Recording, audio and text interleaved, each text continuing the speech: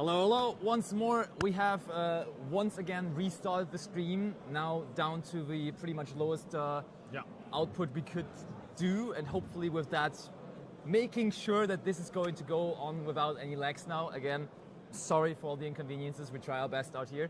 And yeah, we have another round coming, round number 6 it is. And as the main event is already running, I don't want to waste any further time. So let's just jump over, start the timer, and let's get this underway as we have quite the deck to present you.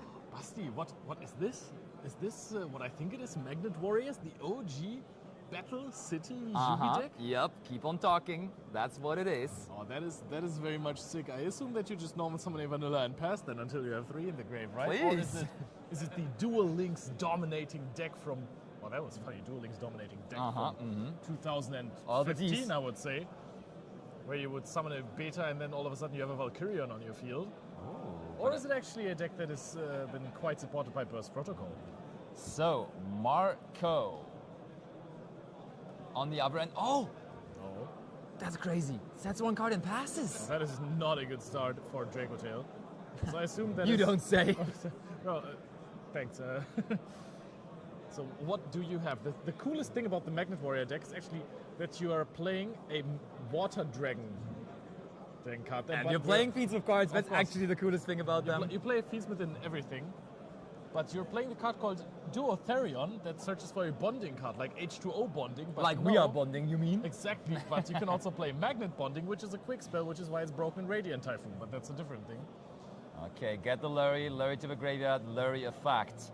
This looks like an invitation almost for the Magnet Warrior deck. Fallen into the ditches now from Marco, trying to stop Dennis in his tracks. I mean, okay, we stopped the Fiendsmith cards, but now the Magnet Warriors come flying. Yeah, but I think that's a Fuba angle now. Probably, yeah. I think you just set Fallen the Virtuous, pop the first thing that happens, and if your opponent can still play, you're going to throw the Charmies because you have to have something in your hand. And that is, of course, the good old something, Sigma, something. Well, no. Conduction Warrior, Linear, Magnum, plus minus. So I think I was really close with this. Yeah, at the same time, Marco also reading it. Yeah, you special summon and then you send 2 monsters from the deck to the graveyard. There you one go. Of which is going to reborn the other, if I remember correctly. Oh my, what a day. Magnet Warriors undefeated 5-0. At smaller regionals, this would basically be the finals already, right? Like 6-0 could, in smaller regionals, be the last round of Swiss. But here, it's only halfway through, actually. But still, he's undefeated. No one could conquer the Magnet Warriors. This deck has been, to my personal surprise, making a little bit more of a wave than I would have expected. Because when I saw the cards, I was like, okay, sure, it's a rogue deck. It's a deck that can be fun to play. It is a casual deck, some sort of a fan service deck. But no, this deck actually is topping regionals in the US and also here in Europe, and maybe now also here today in the hands of Dennis. I mean, this deck sure has a lot of fan service. I mean, look at Conduction Warrior, Linear, Magnum, plus minus. Let me tell you one thing. But the deck actually has some quite interesting win conditions. So it's a deck that is played more in Genesis than in Advanced Constructed. But the deck completely destroys Radiant Typhoon, and with the comeback of Fiendsmith cards, it also stops that deck, because as soon as you have your fusion monster on the field, you actually make everything Earth. Yeah. So no Fiendsmith stuff anymore. How does that work with Riprodocus though? Well, that's another question maybe for the judges later on, if we still get to do the judge question. Okay, there is the Fuvalos, by the way, on the summon, but that's already attack points accumulating here for Dennis. Maybe we don't even need to summon from the deck or extra deck to make that happen. There we go. That's a lot of attack points. Oh, Dennis considering. By the way, chat, great to read that the quality is better now. And yes, Rosalie did win 2-0 actually in the last round, and she absolutely demolished the Branded Draco Tail deck that she was presented with. And maybe that's the story of today's stream. Maybe Branded Draco Tail is not going to be too strong. Ooh, Ash Blossom and Joy Spring here though to stop that Magnet Warrior from resolving. 2 more cards in hand. I mean, we're almost at game on board here. Yeah, that's what I'm thinking. We can't be too far off. I mean, we saw that there are Fiendsmith cards, so maybe we can just in the end ended in style with Lacrima too. If we just find a way into a sequence and then a Lacrima. I mean, we have a bunch of level 4s. The question is, are we locked into something? Because otherwise you just go Excite Knight. Yeah.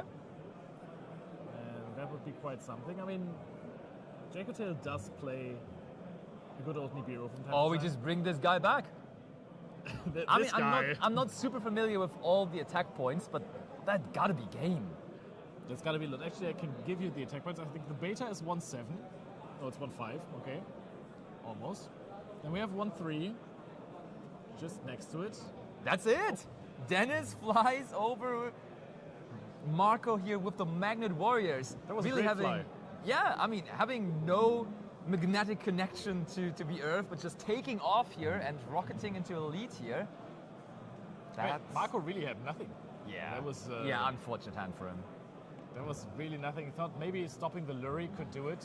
I mean, you have to throw it at that point because what else is Fallen in the Virtues really going to do? Yeah, for sure. If there's a Lurie, you got to pop it.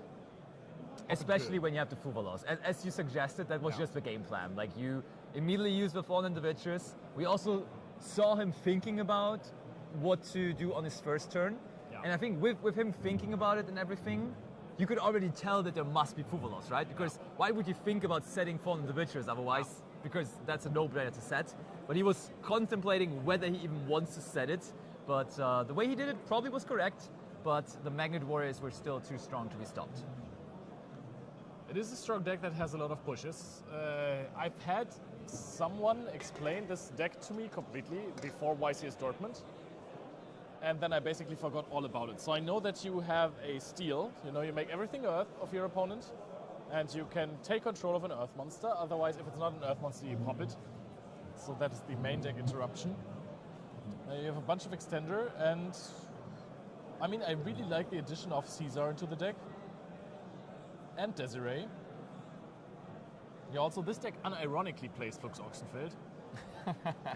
Flux Oxenfeld. That card. Not even as a super poly target because you have all the rocks in the deck, right? And I think with Magnet Bonding you can quick fuse, right? Yeah, you can fusion summon one rock monster, and then Flux Oxenfeld, of course, bounces one of your rock monsters and one monster of your opponent. So Fluxy, as we like to call him in private, you know, we're tight like that. For sure. Fluxy just bounces. But now, the most important question. Out of the OG Magnet Warriors, who is the closest to your heart? Which one is the best? Are you not going to answer? Is it too private of an information to give out here, or what are you saying? The one saying? with 1,700 attack points.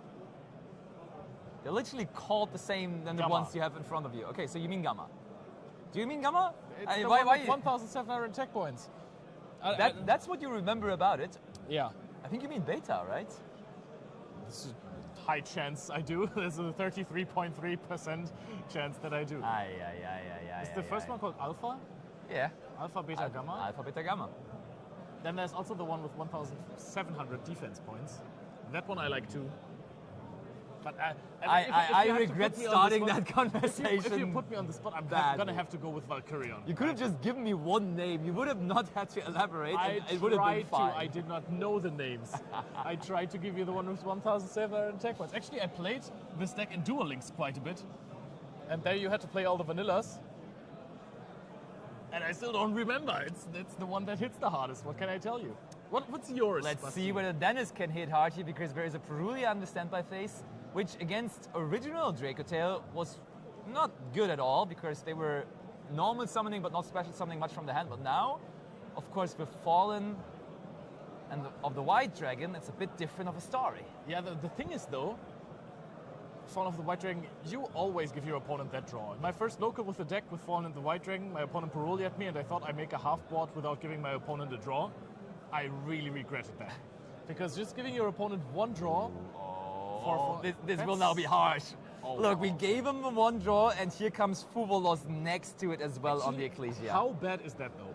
Oh, but they have Ashbosman Joyspin, so it would have been really bad. And now it's crazy good for Branded Dracotail. Yeah. If there is a Dracotail monster in hand.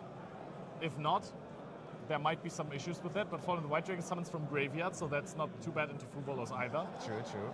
Or Perulia. Yeah. But what this deck does now is just summon a Cartesia out for free. And Cartesia just lets you play through Purulia either way. Looks like it to me. We use the effect. Plus it's tens of thousands of resources. And sometimes this deck even does play a Sci-Fi mode Omega. So if you get Here comes another the Fusion monster... Summon. Oh, 5 mana and Lucias. That is golden. But you can't go into Secretarion with this. And that's a very important part. That's fine. I don't think we mind. Because otherwise, if you go into Secretarion with a Dragon and Lucias, you summon back the Lucias, get a Search, and then you make Omega. If you play Omega. Yeah. Which I don't think most people do. I mean, we can check out. We have the list from Marco. Let me That's give you a the very good answer. point, yeah. Marco, in fact, is not playing Omega, no. Yeah, I wouldn't have guessed, actually. That's just something I like to do because I find it cool. Yeah, because you find it funny and stuff, right? You're just that funky little guy trying the cool tech cards out, rocking up at locals, being the coolest in the city. That is so not That me. is so you. That is so. Let me tell you, it is so you. I don't know when I played Rogue decks for fun the last time. You played Sullivan Great a bit. Yeah, but I stopped when it got like really bad. Okay. By the way, Bastion, we are reading chat. What's good? Everyone, send us some messages. I know we had to restart the stream a couple of times, but now it seems pretty fun and fine, and therefore let's keep the conversation flowing. Ask us questions, entertain us, and we are trying to entertain you in the meantime. Is it Bastion or is it Bastion? Like Bastion Misawa, who runs the Water Dragon. Gotta be Bastion. Who's also probably playing Duo Therion, which is a card that you play in Magnet Warriors. Boom, segue. Gotta be that. What does Magnet Warrior do into a field? Basti. First of all, get some extra cards off of Charmies. Crucial to the game plan. And then, as we saw, just spamming out monsters. They're trying to take them away from you. You keep on giving them monsters. I'm sorry for that. Oh, all right. No, we're not laughing about Magnet Warriors. We're laughing about not necessarily knowing the combo lines, and then as a commentator, sometimes you gotta go rogue a little bit. I will give you the answer. Okay. We just slam down evenly matched. We slam down Lightning Storm and just play as it would be our first turn. No, for real. It's like there is no, besides you just being able to summon out all those monsters, there is no easy answer to say, hey, this effect is specifically good going second. For example, for Ryze, you could always say X Ryze send Aggregator, or the one that, Valen. or Valen is just really good going second. But there is no such thing really for Magnet Warriors necessarily. Is that true, or Yeah, are you just yeah. freestyling now again? And I mean, chat, you can also let us know. What do you think is maybe a feature about the new Magnet Warrior deck that helps the deck to go second? You are Basti, you invited to the discussion. You also haven't answered me. What is your favorite Magnet Warrior? Yeah, it's quite clearly Gamma. Well, Gamma just artwork. I think with the OGs, obviously, as they're all vanillas, it can only be like, you're telling me the attack stats of them. How does that matter? It was always only about the artwork for the OG ones. And for that, I like Gamma the most. all right. Do you accept that opinion? Yeah, it's fine. Okay. Fallen and the Virtuous now is being set, so we are in the end phase officially. Now, oh wait, when there's Fallen of the Albas, wait, if you're playing some crazy super polymerization targets or something, that is quite crucial. Against other decks that are not Magnet Warrior, you cannot ever do this. That is highly illegal versus other decks that might have Albalinatos or something in the graveyard, because the Fallen of the White Dragon is considered a Fallen of Albas. So if your opponent is playing perhaps also a little package for Fallen the Virtuous, which can happen, that might be a contact fusion away from almost your entire field. You could. I find it a little risky. It definitely is, for sure. Usually you try to avoid it. Now Marco. Absolutely not going to get punished though, because he's not playing any of that, so Marco is probably still very much content and aware that usually you would try to get rid of this card. By the way, an Omega here would have been amazing. Yeah. No, I do see the vision for sure. It's not completely, you're not out of your mind for saying Omega would be fine. I think there were lists at YC's Dortmund which did well, which played Omega. It's not like you just came up with that in your head. But in this list specifically, it is not in there. Oh, are we calling a battle phase, perhaps? I mean, very, very rarely you see people just randomly activate cards. Oh, I told you about the evenly matched technology. Is it You were here? right. Oh, Marco is struggling. Look at him. Ay, ay, ay. The thing is, sometimes there isn't even any cards. I think there is trap cards in the hand of Dennis. He is staring down his opponent. And now Marco thinks, hey, I kind of want the Ecclesia back in the end phase, so I have something going for me. Dennis looking so chill, right? Yeah, I'm just out here playing Magnet Warriors, enjoying life. He's based. Yeah. Hella based, as people say. Just I think he's... People below the age of 40. Sigma Plus. That's what he is. Okay. Magnet Warrior, Sigma Conductor Plus, minus. Okay, so we use the Ecclesia, we bring out Fallen of Albus. But what are we trying to do here even? Did we trying to just save preserve our the Ecclesia there? Yeah, Ecclesia. right. Okay. Oh, we're continuing to fusion summon. I mean, honestly, always every time someone plays something before evenly, people are talking about the bluff of evenly matched. That is not a bluff. Sanctifier. Oh, I Sanctifier dig is good, Sanctifier, yeah. That could definitely be the one card that we keep on the field. I like this. So, what are we doing next? You have the Arthalion. So, if your opponent goes into the battle phase and they're in the battle phase, I think then at the start of the battle phase, you might even want to try to start horning your Arthalion. Yeah, no, definitely. But the thing is, if you do all that and then also Sting to preserve more cards, dude, if your opponent then doesn't have evenly, you look like a fool. I don't know. I don't think enough people bait the evenly like that. Therefore, I would risk looking like a fool here. I mean, you can just play around it by just summoning your opponent monster to the field. That works. Oh, true. True, that makes me out. Like we said, Albion looks fine to maybe keep us with one card after we evenly matched. But I mean, just give him a monster, easy. The thing is, does he have? Okay, giving him a level 4. But I mean, Albion isn't main phase only, right? You can just do that in the battle phase, and there's not going to be any kind of crazy exceeds plays. But maybe there is. Dennis. Out. Maybe a droplet. Droplet would go so crazy here. Oh, that works too. Fallen the Witches on our own does monster. not work against Dracatail Flame if there is one. So I think that would be something that I would incredibly quickly negate. For sure.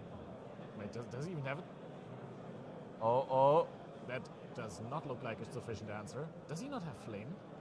Maybe not. I mean,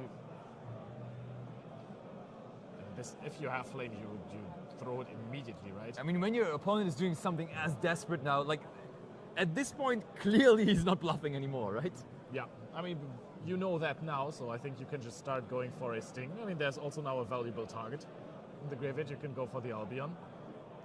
He at least gets to search for another 5 mana, which is nice. That's nice, yeah, that's really nice.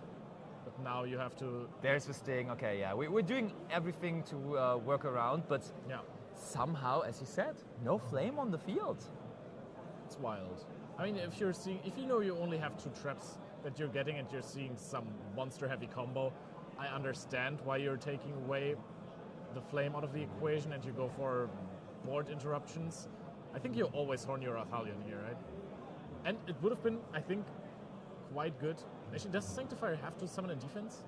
I think so. Not sure. Because Let me check. Because I think I've given my opponents monsters and then bounced them with Horn before. And if it has to summon in defense, I never said that. Cool, yeah. I like that. I'm sorry then. You can special summon them both in any kind of position. Oh my goodness, thank you so much. Oh wow. So you did it, huh? Yes, I did it. But I didn't read my card properly again. I think back then. There's the evenly match. We did everything now in our control to play around it. Used all of our cards already, but that evenly still is going in. What are we even keeping? We probably keep the 1 set card now, right? Yeah. Or maybe we need the monster to fuse with 5 mana? That is another spell card. That is not even a Horn. I think in the beginning we did not fuse away 5 mana and Lucius. It was double Lucius. Oh, you may be right. That also explains why the Lucius now searched for the 5 mana and why there were 2 Lucias in the graveyard in the first place. Yeah.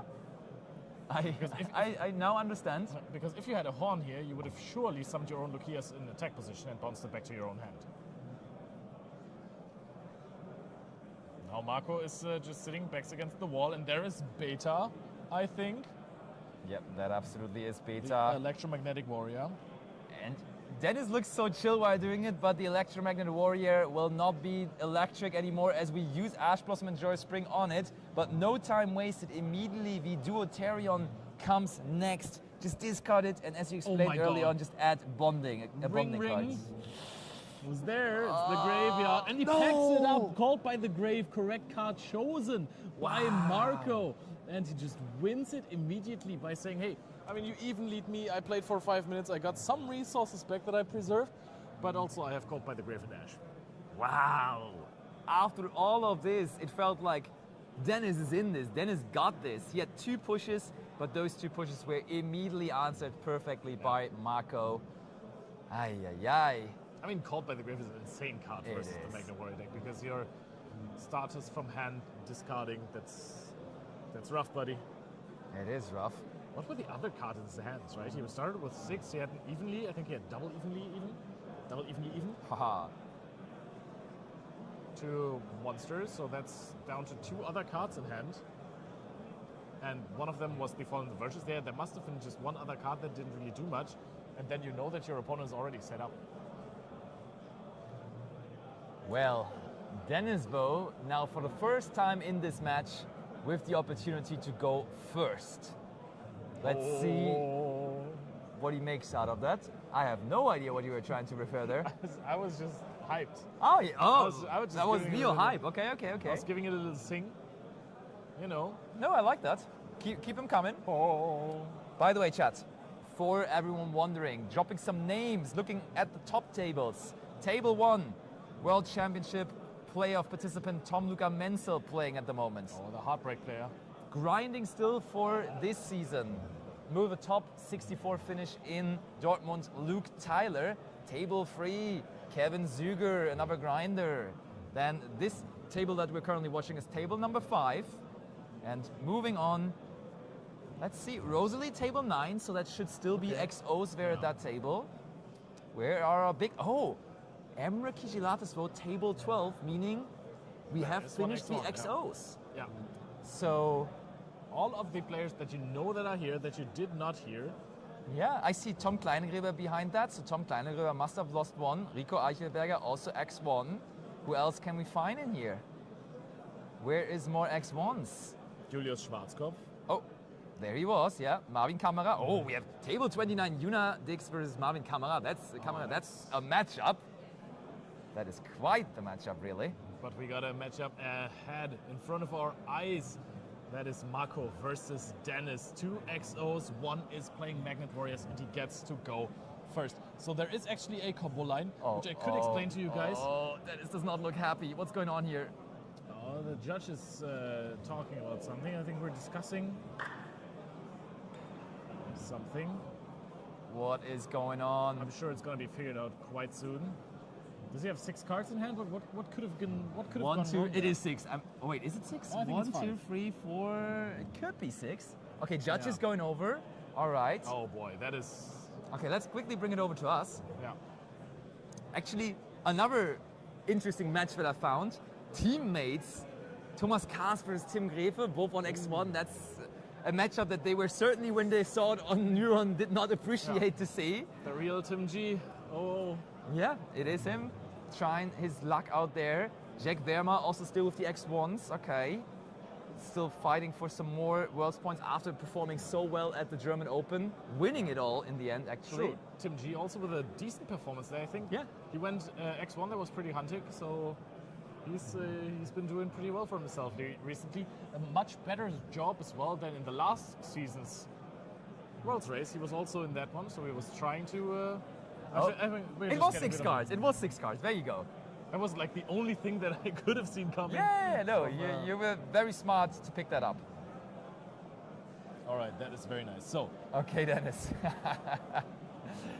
He just was so hyped to show us, but he probably heard your hype as well, and then he was like, oh my, piece of engraver.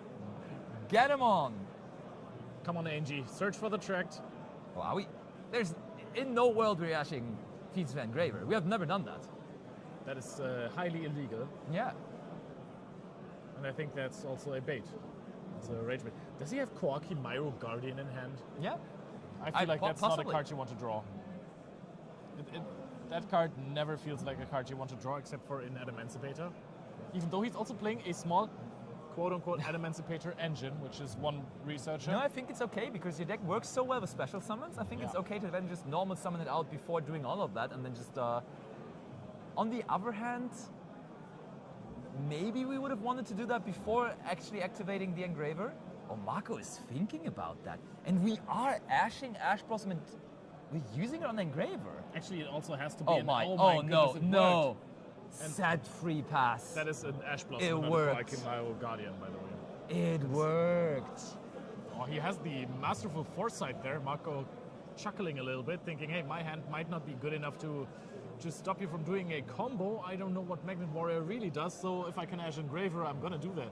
I mean, I think back in the day, you never ashed Engraver because you would always want to ash Tract in case they had the hard drawn Tract already and then they just have multiple of it. The only reason I can find is if you suspect your opponent, that's a strong solemn judgment on the normal summon from Ululu, if you suspect your opponent to be on Fiends with Sanct instead of that, instead of the Rahu Draco Tail next throw, that one gets ashed, okay.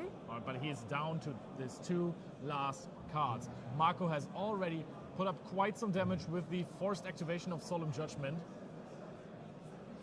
Yeah. Time for Alfredo Pasta now as we pass it over to Dennis. Did we find a play though? Well, he does not look happy. Maybe he finds the Conduction Warrior Sigma Magna Plus. Oh, we passed back over. He did not find anything. Time for another normal summon now for Marco. Is there Lucias or something? Maybe another Mululu? Lucias is... Basti, another Mululu I don't think is possible as it is limited. Well, you never know. Okay, Marco. So it's really confusing that we have two Forbidden and Limited lists that we're following with Master Duel and the TCG. It's actually... we did not find anything. But it doesn't look like Marco has found anything either. What is and now happening? it's just a staring contest. Do something! They're just staring at each other. You're here to duel, you have to deliver something. Marco has said... Why are you not doing anything? I don't want to do anything. You can't do anything? Well, you have to do something. I mean, both of these... Oh no, another sad card. Yeah. What are we witnessing? Marco? That one you? Are you taking a chance? Did he draw for turn? Yeah, he just did. Put Oh my, Leo, what is happening? Do something! I think Come on, Destiny draw. Destiny draw. He needs the Conduction Warrior Sigma. I'm gonna get this card's name up. Dennis, he passed again. Leo, get me out of here. What is happening? He needs the Conduction Warrior Linear Magnum Plus Minus. Yeah, plus or minus. That is K2 Draco Tail. K2, you've got to have another Ash here. You can't let this resolve. Just Solemn Judgment it. Come on. That's also at one Basti. I thought we recycled it already, but no. All right. Also, Lilith is explaining you get an extra normal summon from the fusion, so you can commit to the Quirkimero most of the times first as your regular normal summon. That is cool. I mean, he's not playing the card at all. Called by the grave. Ring, ring. On 5 manner. And I mean, this is only fair as Marco had a huge Called by the Grave in the last game as well. Now, Dennis, it's probably on him again to draw a card. He needs Conduction Warrior Linear Magnum Plus Minus. Come on, plus or minus. Any kind of Magnet Warrior card. Oh, he's still shaking it. This cannot be. Does he play Magnet Warriors? Do you play Magnet Warriors over there? So, all right, okay. We are sitting here in a stalemate. And now also, I mean, both of these decks, they're quite consistent, right? Jacobtail has to find some cards at some point. Lucias is being normal summoned now. That is... Oh, we just got a solemn warning? Warning. Come on. Warning. We have something for this, right? Or just Warning. infinite impermanence? But infinite impermanence, like, 3 attacks of Lucias end the game here at this point. Yeah. It's almost... It's 2 Lucias attacks in the maxi. Dennis, you have to respond to this, and it's impermanence. And I think Marco will not love this. I mean, we could have fallen into Witchers, though. Oh, that would be crazy, yeah. Oh, it is How resolved, how much would that help you if you can't play at all? Yeah. I think you'd rather keep that card. Actually, no, you can always use that card. You can just use Lukias. I think there's more cases. And we passed. There was some damage in. Life Conduction points were Warrior. halved. Linear Come on, Magnum Dennis. plus minus. The ultimate starter for that deck. Oh, and the Virtues. okay. I think he just wants to thin his deck out at this point, right? Surely. This is end phase. You just want to get rid of those cards so that you can finally draw into your Magnet Warriors. Oh, and now he's going to see his top card. Come on, you got to check for your top card there. Come on. What would it have been? Show. Please show us the top Dennis, card. It please. would have been Fallen the Bitches. Dennis. Okay. Dennis. Oh, he didn't Man. even check. That's That is crazy. outrageous. For I mean, real. it's probably better for his mental health. Probably, yeah. I wanted to know though. Yes. I wanted to know. He's playing Engine Trust. I don't know. Oh, Dennis, come I on. think Dennis has smoke screened into the hand trap good stuff deck. Funnily enough, we destroyed the Lukias, right? We Yeah. destroyed the quote-unquote vanilla there on the field. Okay, I Dennis. mean, it's face-up card. Oh yeah, you're right. You're very right. Oh, come on. Dennis, no. He is Oh. back at 5 cards in his hand. At some point, he will have to find plays. This is a full new hand, as opposed to the cards. We're starting a play. Oh, are we setting a card? Dennis is unsure about that. He's flicking the cards in his hand. There is some nerves to this. They are XO at this huge regional. This looks like he's just going to set another card. This might be the Fallen Dennis, Virtues. please. He has to have something. At some point, you have to start playing the game of Yu-Gi-Oh! You can't just pass all the time. Marco is now sitting at the top deck, as he was 5 turns before. I feel like this is just scripted. Oh, 5 mana 5 mana. effect. Is that still in the turn of Dennis, maybe? Oh, that would be cray-cray. Oh, Wow. slamming down Pan and Urgula. And now Marco's having just the The best time of his life. Yeah. Pan and Urgula is also rough, buddy. That is, especially the Urgula, of course, because it gives you endless resources, basically. But you also pop one here. I mean, surely though, this was the turn of End Marco main now. phase, Yeah, I think so too. No, this was the turn of Marco again. Because we okay. would have done that last turn, Yeah. right? You don't want to play into talents, though. Or thrust. No, I mean, it's the turn of Marco. It must have been like passed back to Marco. Okay, yeah. Because otherwise we would have just Yeah. done that in Marco's previous turn. If we had 5 mana plus these 2 cards in our hand. Do you get what I mean? Not necessarily. Our Lukias got impermed, Yeah. and then we passed over, Oh, and yeah, our true. hand Yeah, did yeah. not change Yeah, after that's that. true. So That's very true. I feel like we would have done that Yeah. before. Oh, and now we're just falling in the Virtuous, the Arthalion, which is a thing, but there's also a Pan in the graveyard, guys. Pan alert, Pan alert.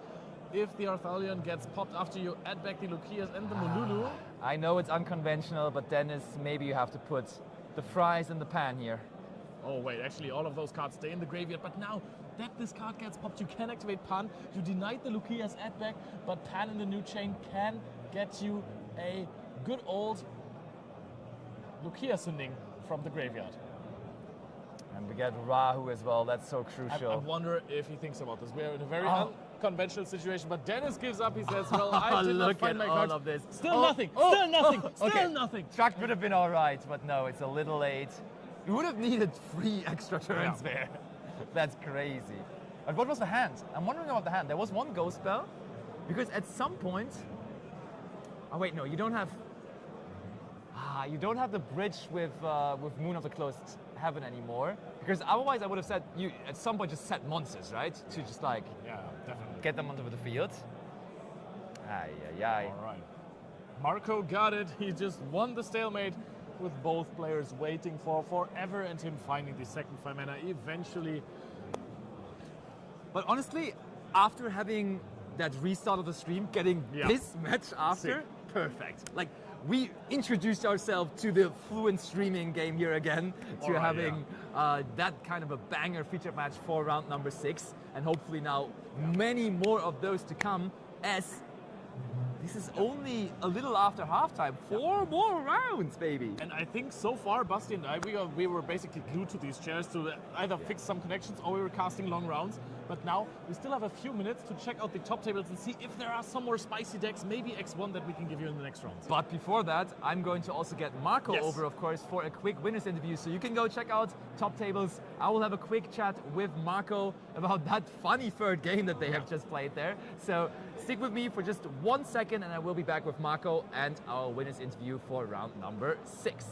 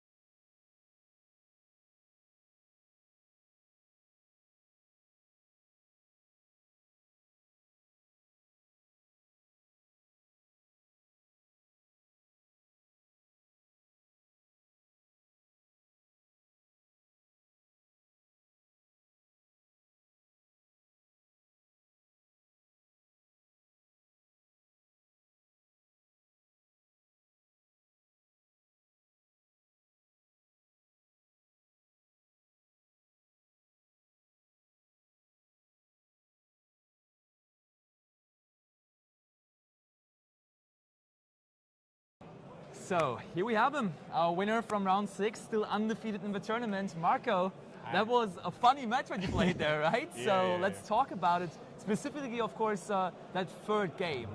What went through your mind there? Like going back and forth, back and forth. Did you think you were winning, or how were you feeling? I was feeling good because I had a double impermanent nib, so I was like, it's really hard that with one card he can come back into the game. Yeah. And also I feel like Dracotail has quite enough top decks to start to play. I had already 2 really good names in hand, so then as long as I see a playable card and it doesn't get called by, it's fine. Yeah. And I mean, I had the pleasure of casting a regional already that you won. That was Luxembourg, right? Yeah. Yeah, true. That you won, but you played. Oh, let me remember. Oh, I'm trying to figure out. Should I say it? It was a meta deck for sure. Yeah. No, you have to tell me. Yeah, it was Malice. Oh, true. It was it was Malice. Yeah. So how does it come that you're now playing Branded Dracotail? Is that your deck of the format, or are you playing it since Burst Protocol? How's it looking? Yeah. I was playing a lot the deck before, but then I went back into Malice for YCS Dortmund because I felt like it was a good meta call. But then I realized that the deck struggles. I mean, I used to lose a lot of dice rolls. And I feel like the deck, even though it can play a lot of entraps, it struggles to play with the engine into the boards. And I prefer to have more chances to break the board, to make the opponent misplay sometimes, rather than just lose to one interaction and lose. One interesting thing from Game 3 that we were wondering about in our commentary booth, you decided to use Ash Blossom on the Engraver. Yeah. Why? Because I felt like if he gets to Caesar, I lose. Okay. So I was really hoping that if he starts with Engraver, in my head he doesn't have tracked, or usually you want to play around roll. So you will not start with Engraver. That means you usually in a deck that is already trying to search a lot of cards, he probably doesn't have much. But what if he has tracked in his hand already? I think he will start with tracked because to play around roll, right? Yeah, to play around roll and then maybe making Necroquip and draw a card when you. Yeah, fair. So I kind of can read see his mind and it worked. It worked pretty well in the end. Yeah, that was nice. Game 1, how did your hand look there? Because you didn't do much in Game 1. Fallen and the Virtues, Fuvalos. Ash. True, we saw that as well. And the Albats, the new Albats. Yeah. And maybe what else was there? I don't remember, but I didn't have any Dracotail names, so I felt like I don't remember. So I felt like the best option there was to just pass and try to don't get OTK'd. I didn't know what he plays. Yeah. So are we just winning another regional today? Is that the plan? It's only a little after halftime now, 6-0 now currently, but I mean, you're feeling good with the deck. Yeah, today I feel good. I lost a lot of dice and I was still able to perform a bit, so let's see how it goes. Sweet. All right. Thank you for the interview. Thank you. And then maybe see you in the finals later. Yeah. Bye-bye.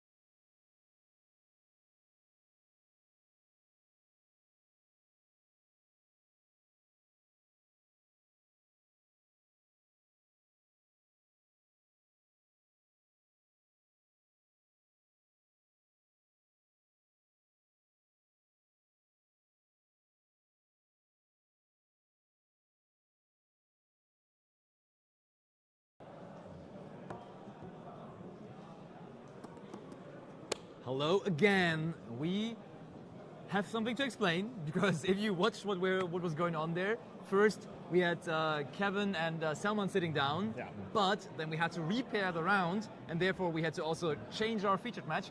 Ended up with a different match now, which is equally exciting though. Yes, we have some duelists that are quite well known. We have Yuna, the absolute story of the last season, I want to say, came in from no major tops to being first after Swiss at the World Championships there. Not well known before, absolute superstar here. Superstar indeed. On the other hand, we have Kais, a player from the Frankfurt region, and with some decent success also at regionals already. So let's see who's going to make it better today. Let's jump on over to the table, and we get to start the timer now. And Yuna versus Kais, it shall be. Oh, it's always such a flex. It's such a flex with the world's dice. Let's get it. Oh, okay, final cards. I mean, people just really love to roll these dice, right? I mean, it's a 5. Oh no, it's 7. 7 is about average. Yeah, 6, 7. Yeah, around there. Sadly, the people couldn't see you there. I wasn't doing anything. That's a 10 though. And I mean, for the people already paying attention to the decks, they will have quickly noticed that this is just all over again the YCS final that we had in YCS Dortmund. Branded Dracotail versus Vanquish Soul K9. And we have all the fans in chat already, and one person who's really wanting to see Mikanko, which is, let me tell you, sorry, going to be not hard. happening. Going to be very hard to find. I mean, there is happening. Mikanko support in Maze of Muertos, so I think it doesn't come from nowhere. The alt arts? No, there's support cards. Okay. Okay, stake your soul, start revealing Asposum, and there is the Dimension Shifter. Usually, Yuna would just be laughing about this if she would be with her beloved Malice deck, but this ain't Malice, this do be Dracotail, so this is the perfect start against it. Yeah, that's pretty huge. Dracotail really does not have a lot of counterplay against that at all.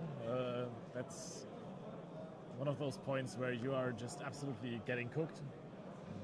Well, is this just going to be the absolute repetition of the YCS final? Because in the YCS final, of course, it was such a quick 2-0 from Diego winning it all with Vanquish Soul K9. And I mean, this first game looks like it's heading into one concrete direction right now.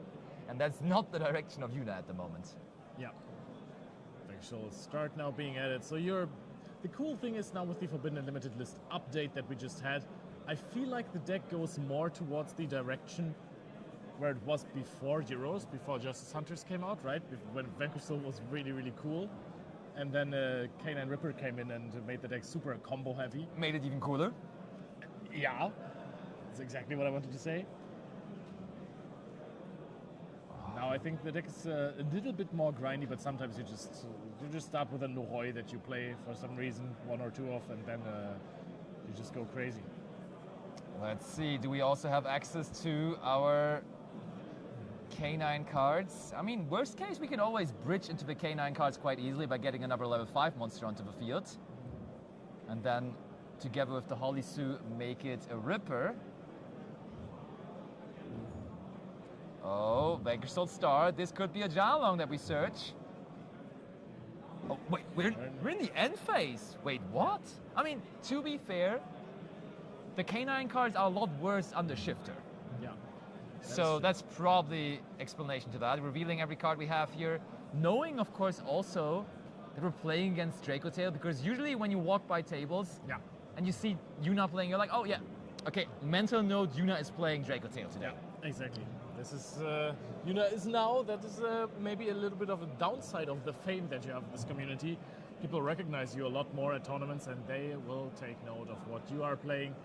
They will hear from friends. This is just something you're saying into your friend groups, right? When you're sending a message like, I just walked by Yuna, she's playing Dracotail now and not Malice, and then everyone is prepared. Knowing, hey, I can just set up a little bit, I don't need to overextend it to anything. Okay, incredible Ecclesia. Still actually going with the Malice extra sleeves, right? Of course. Some love for the deck still, and maybe also some bait at the same time. Trying to force your opponent to not discard the Shifter did not work. Okay, Ecclesia effect. Having your Ecclesia banish is also kind of disgusting, right? Oh, we're chaining the Borga to draw. Okay. Interesting timing on that. I mean, if you're using it, you may as well have done it in the draw phase, I feel like. Fallen of the White Dragon. Can it summon from banishment? I feel like it might lack some targets there, no? Or are you playing multiple copies of Ecclesia? Maybe you do. We go into the deck. I mean, it's just such a good starter, right? It's basically the same as just having fallen off of the White Dragon. So I understand why people have started to play 3-3 instead of just 2-1. Yeah, you want to have it very often. It's a 2-of in Yuna's deck specifically. And, okay, Reveal Razen, 2 attributes. Summoning from the deck, we are...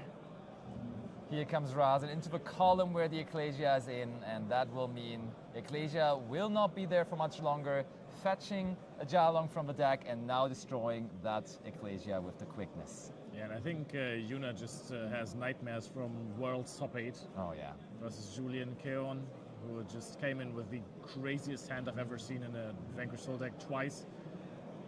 Oh, Rahu Draco Tail, we keep on trying. I mean, you gotta push, right? There's no reason in just already conceding. Gotta We see do what's know that your- Kais has Ash Blossom and Joyous Spring, and they're considering, is it even worth doing it on this? And honestly, I think no. I think this is completely okay. Look, they give up on an Nibiru in their hand, which is huge. We could have easily played around that next turn, honestly, by just summoning out a Ripper early, but we know that there's a trap card set, so whatever monster Yuna is summoning out, and it is via Phalion, which lacks targets, of course, in the graveyard to add back, so we can only really Bounce, yeah. put monsters from the opponent's side of the field back into the hand. Now, Kais also has this cool satisfaction knowing that he did the right thing in the first turn to play around Nibiru, the primal being, knowing, hey, Dimensional Shifter might be enough for you, so I am just going to... That was so good, you're right. Yeah, actually stop playing after immediately, basically. He did 4 summons. Oh, Jalong. Oh, Jiaolong can even turn the Athalion sideways. That is taking away every single threat that it has, but of course, just taking another card might be more useful, especially since you have the Caesar Valius. Honestly, on the, let's call it, ball handling skills, or card handling skills much rather in the Yu-Gi-Oh! Trading card game, I like how Kai's, like, the way he's presenting the attributes, beautiful, honestly. Like, he's doing it with such determination. It's such a pleasure to watch. Here comes Ash Blossom on K2 Draco Tail. And that is it, yeah. There was quite some handling from Kais. I will not disagree with you there. That was phenomenal. But I mean, let's name the elephant in the room. Shifter. Oh, I thought you were saying Leo. No, wow, okay. Okay. Yeah, now No, you're as slim as always. Don't worry. Thank you so much. But Dimensional Shifter just breaks Draco Tail. I've never seen Draco Tail come back from a Dimensional Shifter.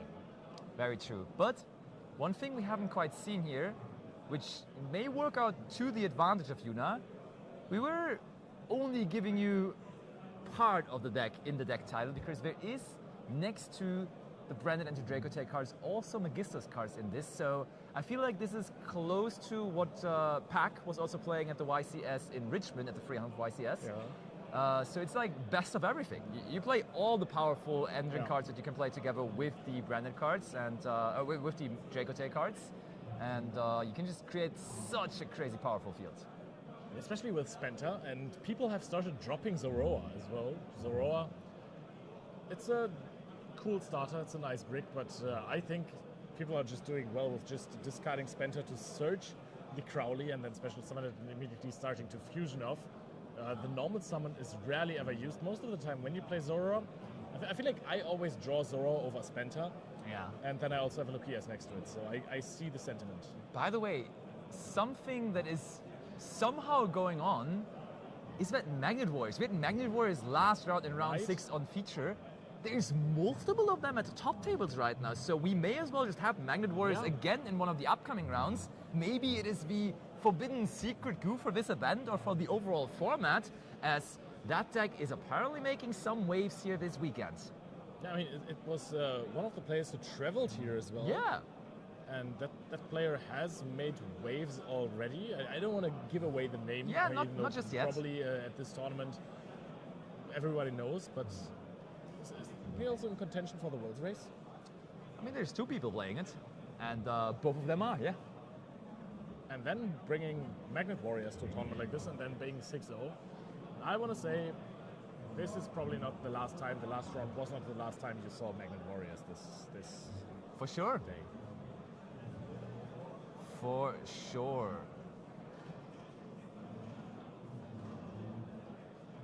All right. So I think we're closing out on the side-taking process. People are shuffled. And that's a very solid cut. I think the deck is as randomized as That's a humanly dimension possible, shifter yeah. cut. Not Yeah, gonna oh lie. My goodness. I mean, if Yuna has dimension shifter in hand, I would wonder why. I that would be is. equally surprised and impressed, honestly. You know what they say: old habits die hard. Is that how they say it? I've never heard that saying. I feel for like sure. that's the literal translation from a German. Okay, Lukia's normal summon. Ice Mana Shifter. Ice Mana Shifter. I don't know. Nah, we would have used Shifter already, I'm sure. I think Shifter is as Mulchami Fuvolos. You just activate it in the draw phase. Yeah, that is true. I mean, On the other hand, on our own turn, we also just we didn't immediately use it, but we used it only after already revealing the Stake Your Soul. So, I mean, not sure. do you still drop Fuvalos in the standby phase versus this deck? Because I think there can be an argument made Yeah. to just wait for something like a Fall of the White Dragon. And if Amena is chained, Oh, the double Whoopee. Mulchami Full. Called by the grave, though! It's Wow. going to negate both of them! That's so good! I mean, now this pays off so crazy that he did not Yeah. do it in the standby phase. Because if he Yeah. would have done it in the standby phase, yeah. maybe Yuna would have let the first one resolve, think- and then yeah. on resolution you just do the other one. But here you were forced to chain the second one again, so they're all negated now. Especially if you have 2 of these Fuvalos, right? There has to be a rule that you discard one and draw a standby phase. Because now you're getting absolutely cooked. I mean, the thing though is, if you have 2 and you really, really, really want to draw a card with it, Yeah. then I think it's correct to hold them because yeah, they can chain their 5 mana to the first thing, to the first Fuvalos, but then you have the second one to still at Yeah. least draw a card, you know, and that kind of is guaranteed at that point, if not for Called by the Grave on one of them. Yeah. That was a sick one. That is absolutely true. But I mean, now you're getting hard punished. But Called by the Grave is an unsearchable one-off. You can't always play around the unsearchable one-off. You're getting hard punished by that card. It's much more likely that your opponent has Ash Blossom and Joyous Spring. K2 Draco Tail. Oh, Kais is thinking. Do you have Ash now as well? Surely not. I mean, there was nothing that could have been Ash before, right? Nothing too crazy. Maybe Retaliating Sea? Oh, I mean, Retaliating Sea at that point. Oh, it is Yes. Retaliating Sea, actually. It actually is. How does Yuna handle this situation? Just, I mean, you can now fuse with the K2. Yeah, but then everything gets banished. Yes, but you can get Gulamel, and Gulamel can take care of the Retaliating Sea. Does it though? Because if you get Gulamel, you will have to have a hard-drawn other activation of a Draco Tail card. Because your graveyard effects don't trigger. I mean, So you're just sitting on Gulamel. just Rahu, right? Where do you get that from? Or do we already have that set? Because that would be the hard-drawn one. Okay, let's see. Let's see how this one plays out. We did chain the Ecclesia, summon out Fallen the White Dragon. And we are resolving to Fusion Summon, I think. First of all, we're just resolving to just add something. Okay, there we go. Yeah. Fusion Summoning as well, though. I like this with Regular. the- And the Fallen the White Dragon. Oh, just making cards. This plays around it amazingly well. Yeah. That was such a low value Retaliating Sea for Kais. I mean- Perfectly played around. Yeah, and now there's the Rao. Yeah, we said the Rao earlier. So very well played by Yuna. But I mean, this makes me wonder whether we even needed the Chaos Starsource Dragon or whether this could be a Gulamel. Hold on, is there even... Surely there is still Gulamel on this extra deck, right? The extra deck space is tight. but there is Gulamel for sure. Yeah, but if you take Gulamel, you can't use the Fallen of the White Dragon from the field. Yeah, that's and true. you didn't want to use Malulu and 5 mana. So I think resource-wise, the Chaos makes more sense. Of course, Gulamel has more utility on the field, but I think that way it's a little bit better. Probably, no, you're probably right. But that means Kais is down to 2 cards in his hand, and still we were not able to stop Yuna. Yuna is still going strong. We haven't even used Secretariat on Dragon, and we end up on a Mululu. If we even want to use Mululu this turn, we can still extend even further. But Mululu on its own on the field in the opposing turn is quite the decent interaction. It's so fun to see Yuna now striving with a different deck, right? Yeah. We were always connecting her so heavily to the meta strategy that she had such an insane success with, but now she's actually just going with something else and still technically perfect gameplay as you expected from Yuna. Yeah. Lovely to see. And also Draco Tail now looks like a combo deck. Yes, it does. This is not just Arthalion Gulamel Pass anymore. This is now all of a sudden 3 cards in the back row, 5 monsters on the field. Yeah. With multiple pieces of interaction, layered interaction as well. Honestly, I think this is another situation of putting the fries in the bag, because with 3 cards in hand versus a full field from Yuna. Okay, Norman Summon We're trying. Rasen. How much can we do off of one singular Rasen? I think Rasen is actually also... Is it a situation where you... Yeah, I think you can argue for Horn. You could. Or a Fallen and the Virtues if you have it. I can imagine that we have it hard drawn because we search for Brand Fusion with the Rebellion. Yeah. With the Albion. For sure. Because if you get rid of that Rasen, there's no Rock of the Vanquisher.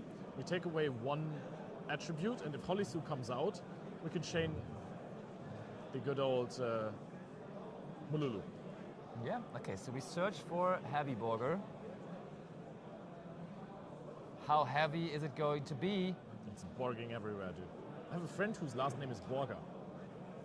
Congratulations. Thank you. To equally you and him. Rock of the Vanquisher, ultimate rare. That gives back 2 cards. Oh yeah. I mean, there's only 1 right now, but you still accept Oh, it. and that is the Fallen and the Virtuous to special summon out the Rasen to your own side of the field. Yuna is stealing resources. Ay. Kais wants Verazen, but Yuna gets it. Now, imagine Yuna would resolve the Rasen effect. Case for K9. Case for K9. Easiest Fallen and the Virtues on my... Oh, we even have Flame. We let's just go activated Flame. Fallen and the Virtuous. Oh yeah, you're right. You're very right. It's been a long day for us too.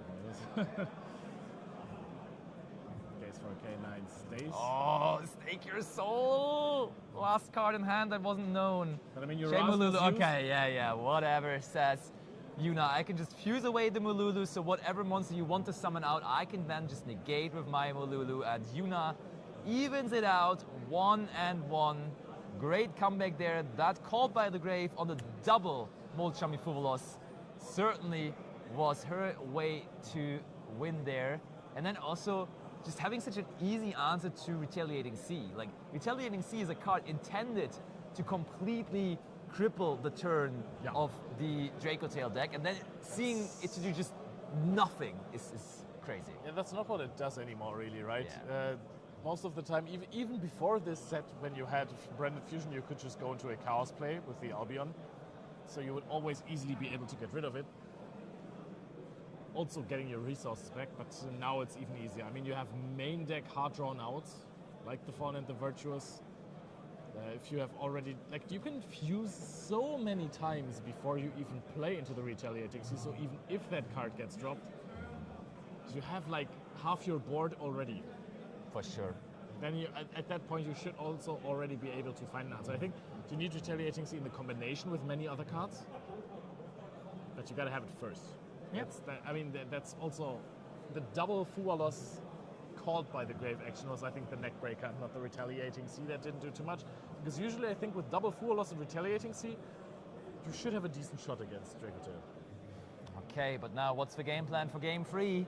How can we somehow make sure that the Vanquish Soul K9 deck is not just going to go crazy again? Because if you ask me, whenever I see Vanquish Soul K9 and they go first, they do absolutely go crazy. They just start with K9 cards always, and then they will Saryuja you with a Lupus in the graveyard and an Izuna in hand as backup. Yep. Right around that. But I mean, Nibiru can be a critical hitter. Yeah. Nibiru paired with Effect Veiler is enormously strong because you can just let them play the entire turn and then go for it. I also like Infinite Impermanence as a high tech card against Yes. the deck. Same. So you want to throw it against Noroi already. If there is more extenders, then tough. If Noroi is even being played here. But also if your opponent just somehow goes into Ripper because they start Jokul again. Just imperming a Ripper is always quite nice. You're threatening so many more hand shapes. 5 mana, Nibiru, get life.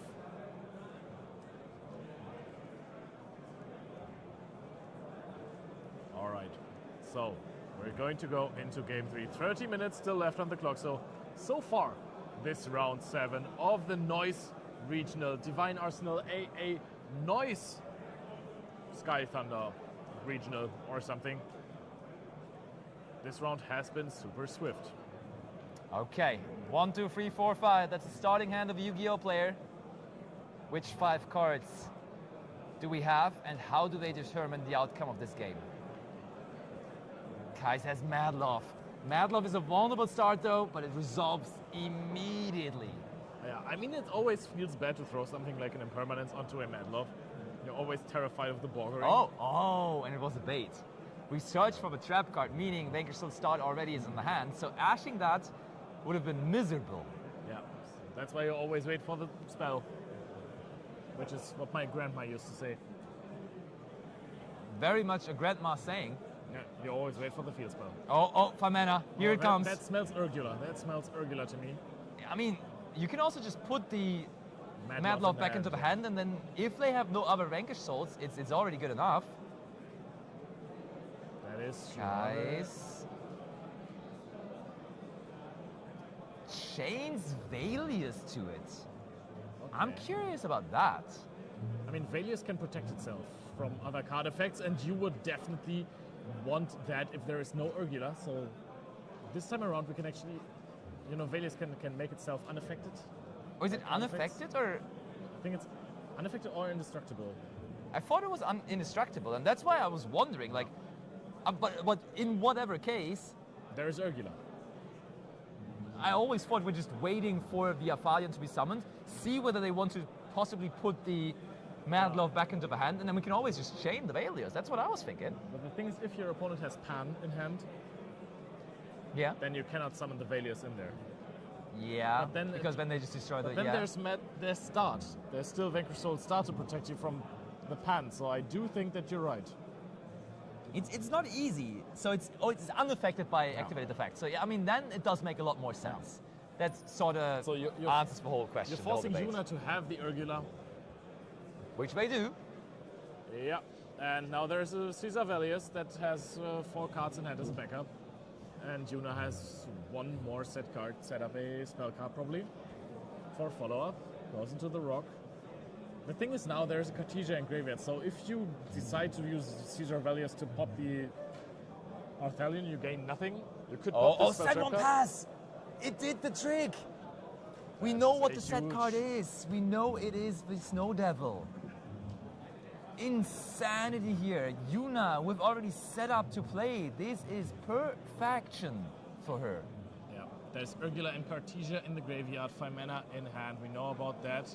Oh, Wow. Fallen and the White Dragon. What a start! That is absolutely huge. And Kai is really unhappy because Kai's also just didn't see a singular K9 card.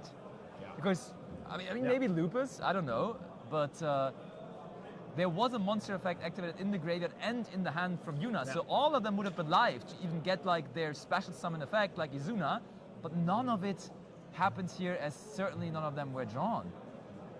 Now Rock Okay. of the Vanquisher activates. Yeah, you cancel out the Madlove. The Madlove is going to get a bounce, at least. So you can actually still disrupt the field.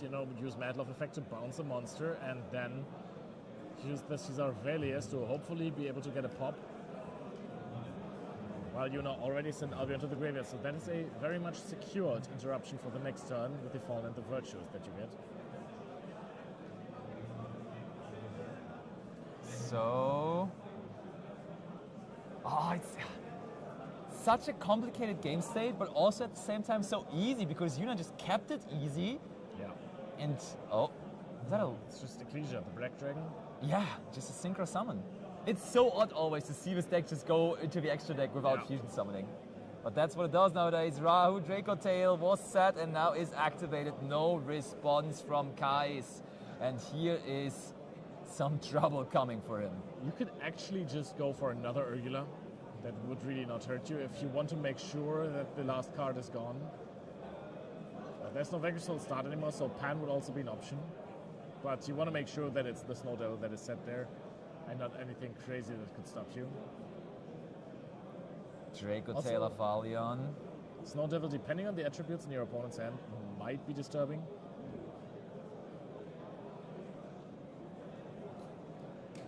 So how are we going to do this? We have the 5 mana trigger, we have the Urgula trigger, we have Earthalion trigger. One card can be added back to the hand. Now I think, oh, we're bouncing. We're bouncing the Madlove as it seems. But trying at least. But we know... Oh, we know that there still is with trap cards.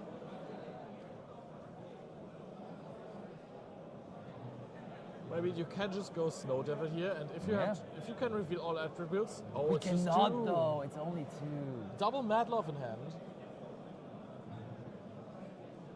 That ain't the start that Kais was hoping for in Game 3, destroying all of those different Vanquish Soul cards, but not even really the ones you want to draw. Like, if there would have been a Holisu among those, that would have been phenomenal still, but no, it's just Madlove, a Caesar, a Vanquish Soul start, but that did not start his turn nicely enough.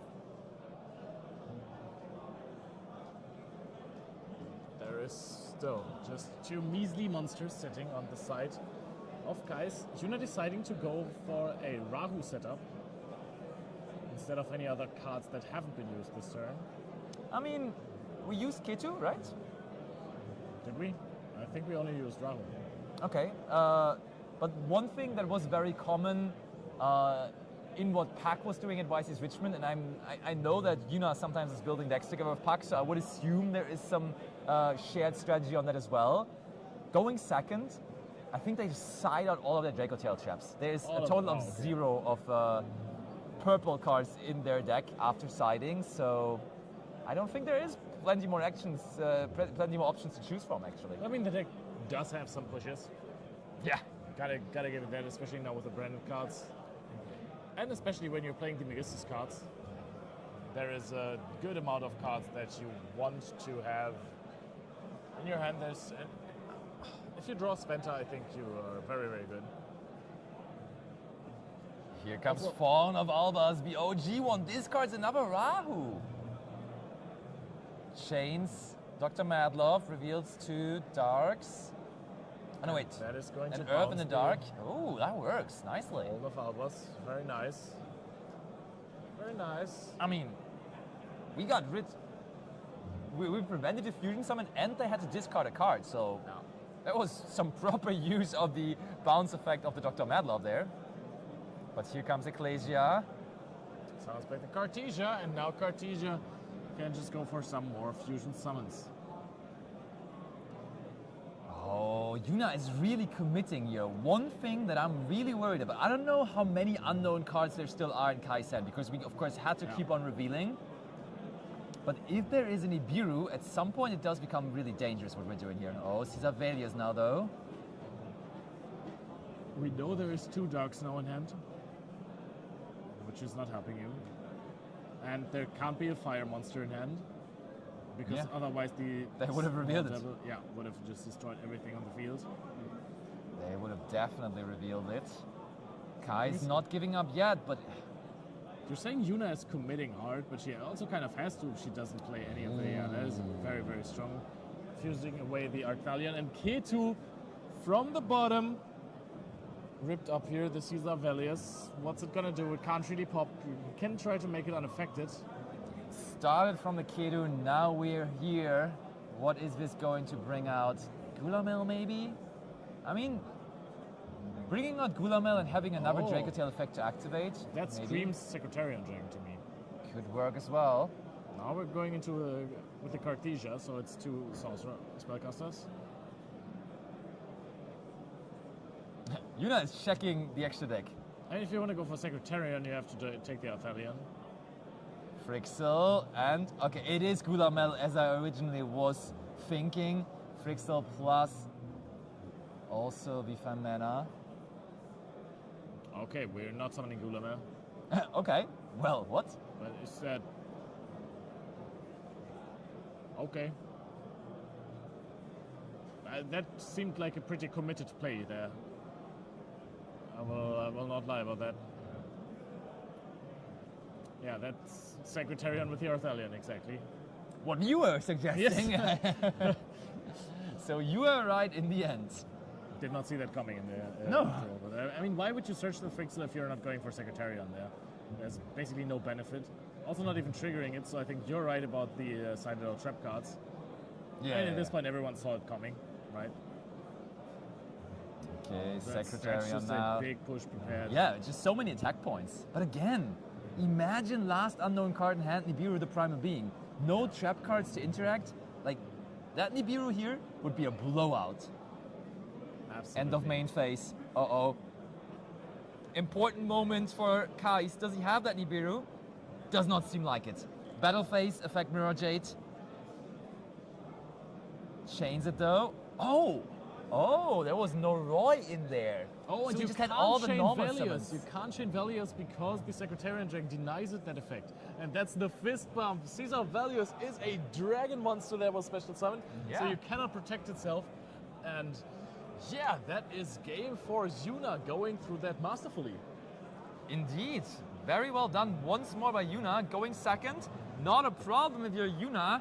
And yeah, still on the hunt for all of those Worlds points. Absolutely. Successfully underway here in this tournament in Neuss at the Animany regional that we're all enjoying it together. That was round number 7. It's getting late out here and also at home where you're watching, probably if you're watching somewhere in Europe. But we still have 3 more rounds. This is going to be a nice evening stream now here for us. That's like in the good old days, right? Yeah. 3 more rounds. Hopefully, we get to feature Magnet Warriors again. I really want to I'm see pretty sure we can. whether maybe like these top caliber players are doing something different with the deck. Maybe they have some complete Maybe they draw the spiciness. engine, actually.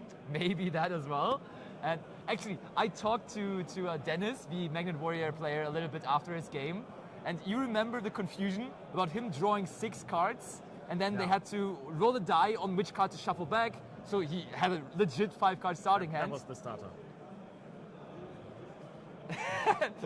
for a second, I thought I just closed the stream, but I think we're good. Yeah, it was a Magnet Warrior card. It was a Magnet Warrior starter. So the thing is, Oh, they, they took a card from the middle, so Yeah. it would have been in his starting hand. You know, it was just it was all a mess. It was all a mess. It will not be a mess because we're going to talk with Yuna in just a moment. I think you're going to take care of that interview first. So stay tuned. Don't go anywhere. Give us a minute, and we will be back with Yuna, Leo, and the winner's interview.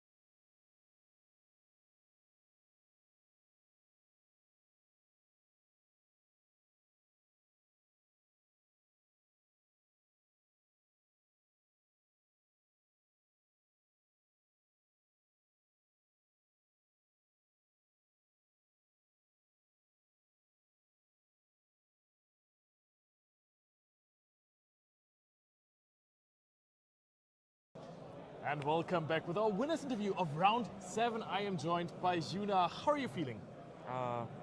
pretty good. I won against Vakersol, which is not the best matchup, and I don't have a lot of practice against good Vakersol players. So I'm happy that I won. I mean, you had the interactions all figured out with the Secretarian Dragon that denies the Caesar values. Yeah. Why are you not playing Malice anymore? The deck is too high roll.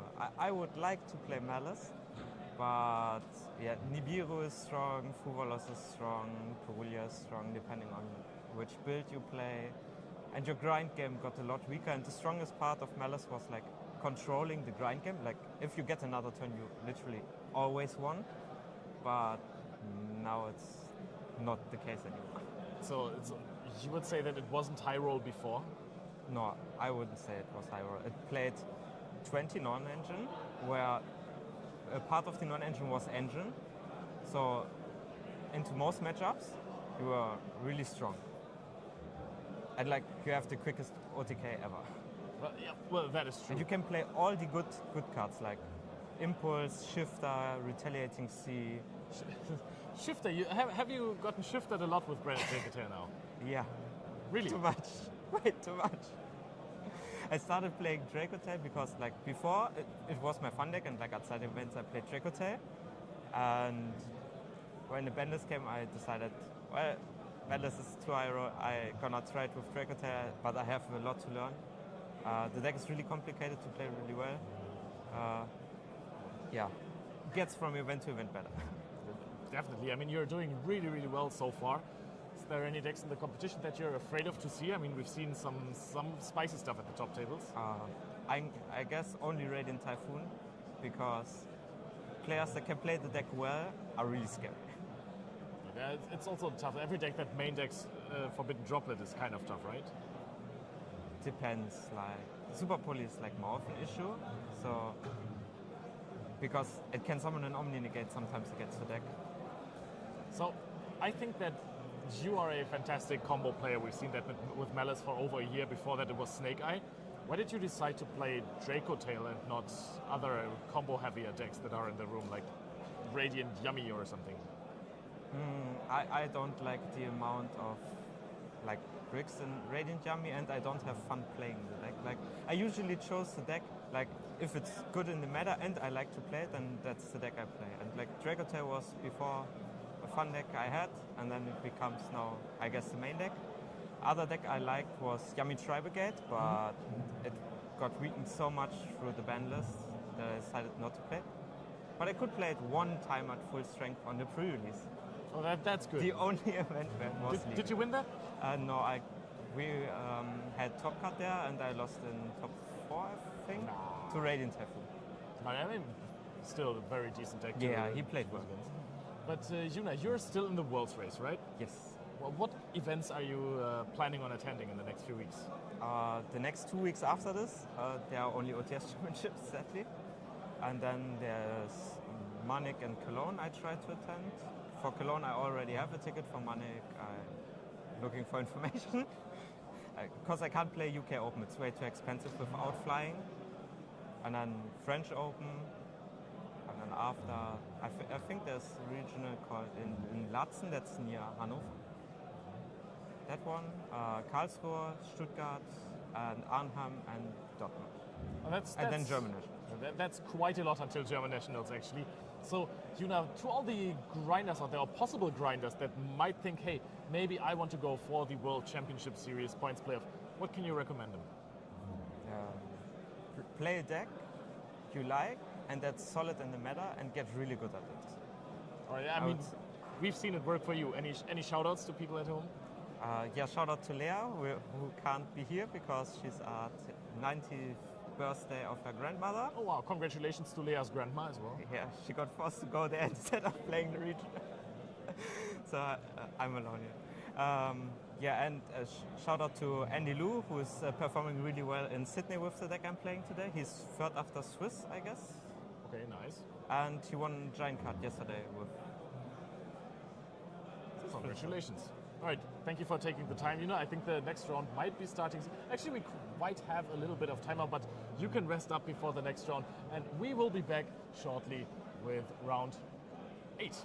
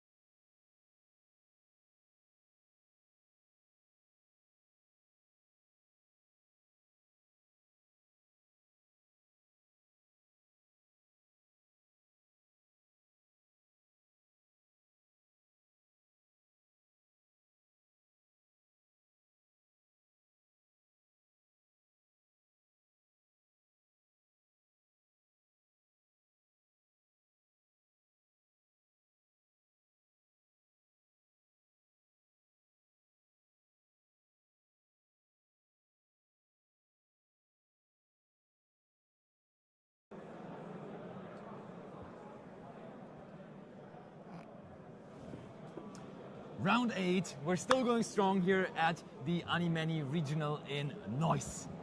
Round 8. Neuss. No hate. Yeah, before we get into further Yeah. freestyling, we have kind of spoiled you already if you listened to our cast during the last round. There is still multiple Magnet Warriors X1, Yeah. and one of them is a huge face in the community, which actually made, for example, top 16 at the European Championship last year. And we're going to see him now as well against a really interesting deck as well, which gets splashed a lot into Dracotail at the moment.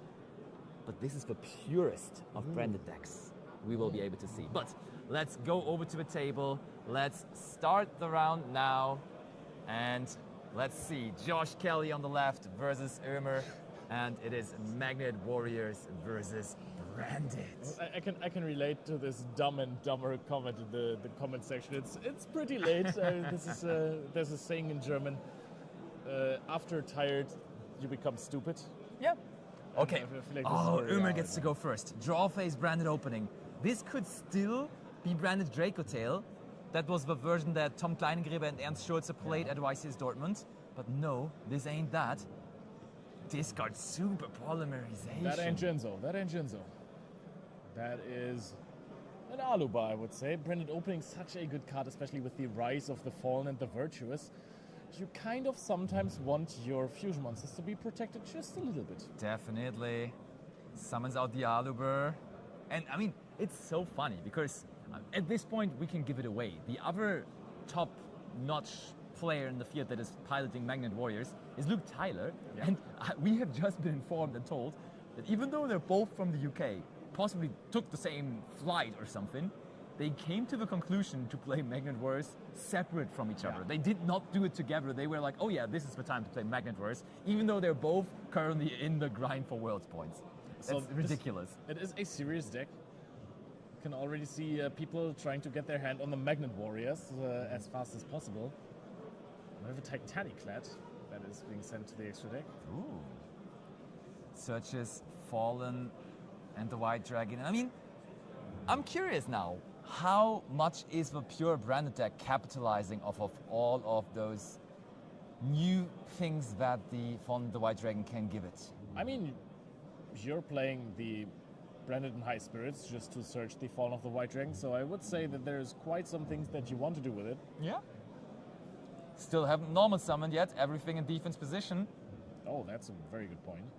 I mean, Branded Opening also has the option to play around Oh, speaking of that, there is a normal summon of choice, but that is the second to last card from hand already. Sometimes branded turns could be rather minimalistic. This looks like everything all out, full wombo Yeah. combo though to me. Yep, there's no indication of a Fuolas, no indication of a Purulia anywhere to be seen.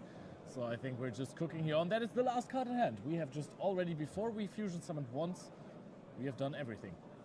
There you go. So I'm saying the Dragon that devours the Dogma. We're popping our own Aluba to trigger the Quem and get the Cartesia back because we want to start fusion summoning. That's hilarious.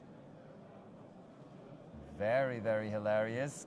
But, I mean, it gets another card into the graveyard. We know that in the end phase we get so much out of this. Okay, Basti, do you think we're going to fusion summon more than we send fusion monsters to the graveyard this turn? I mean, that's going to be a hard task.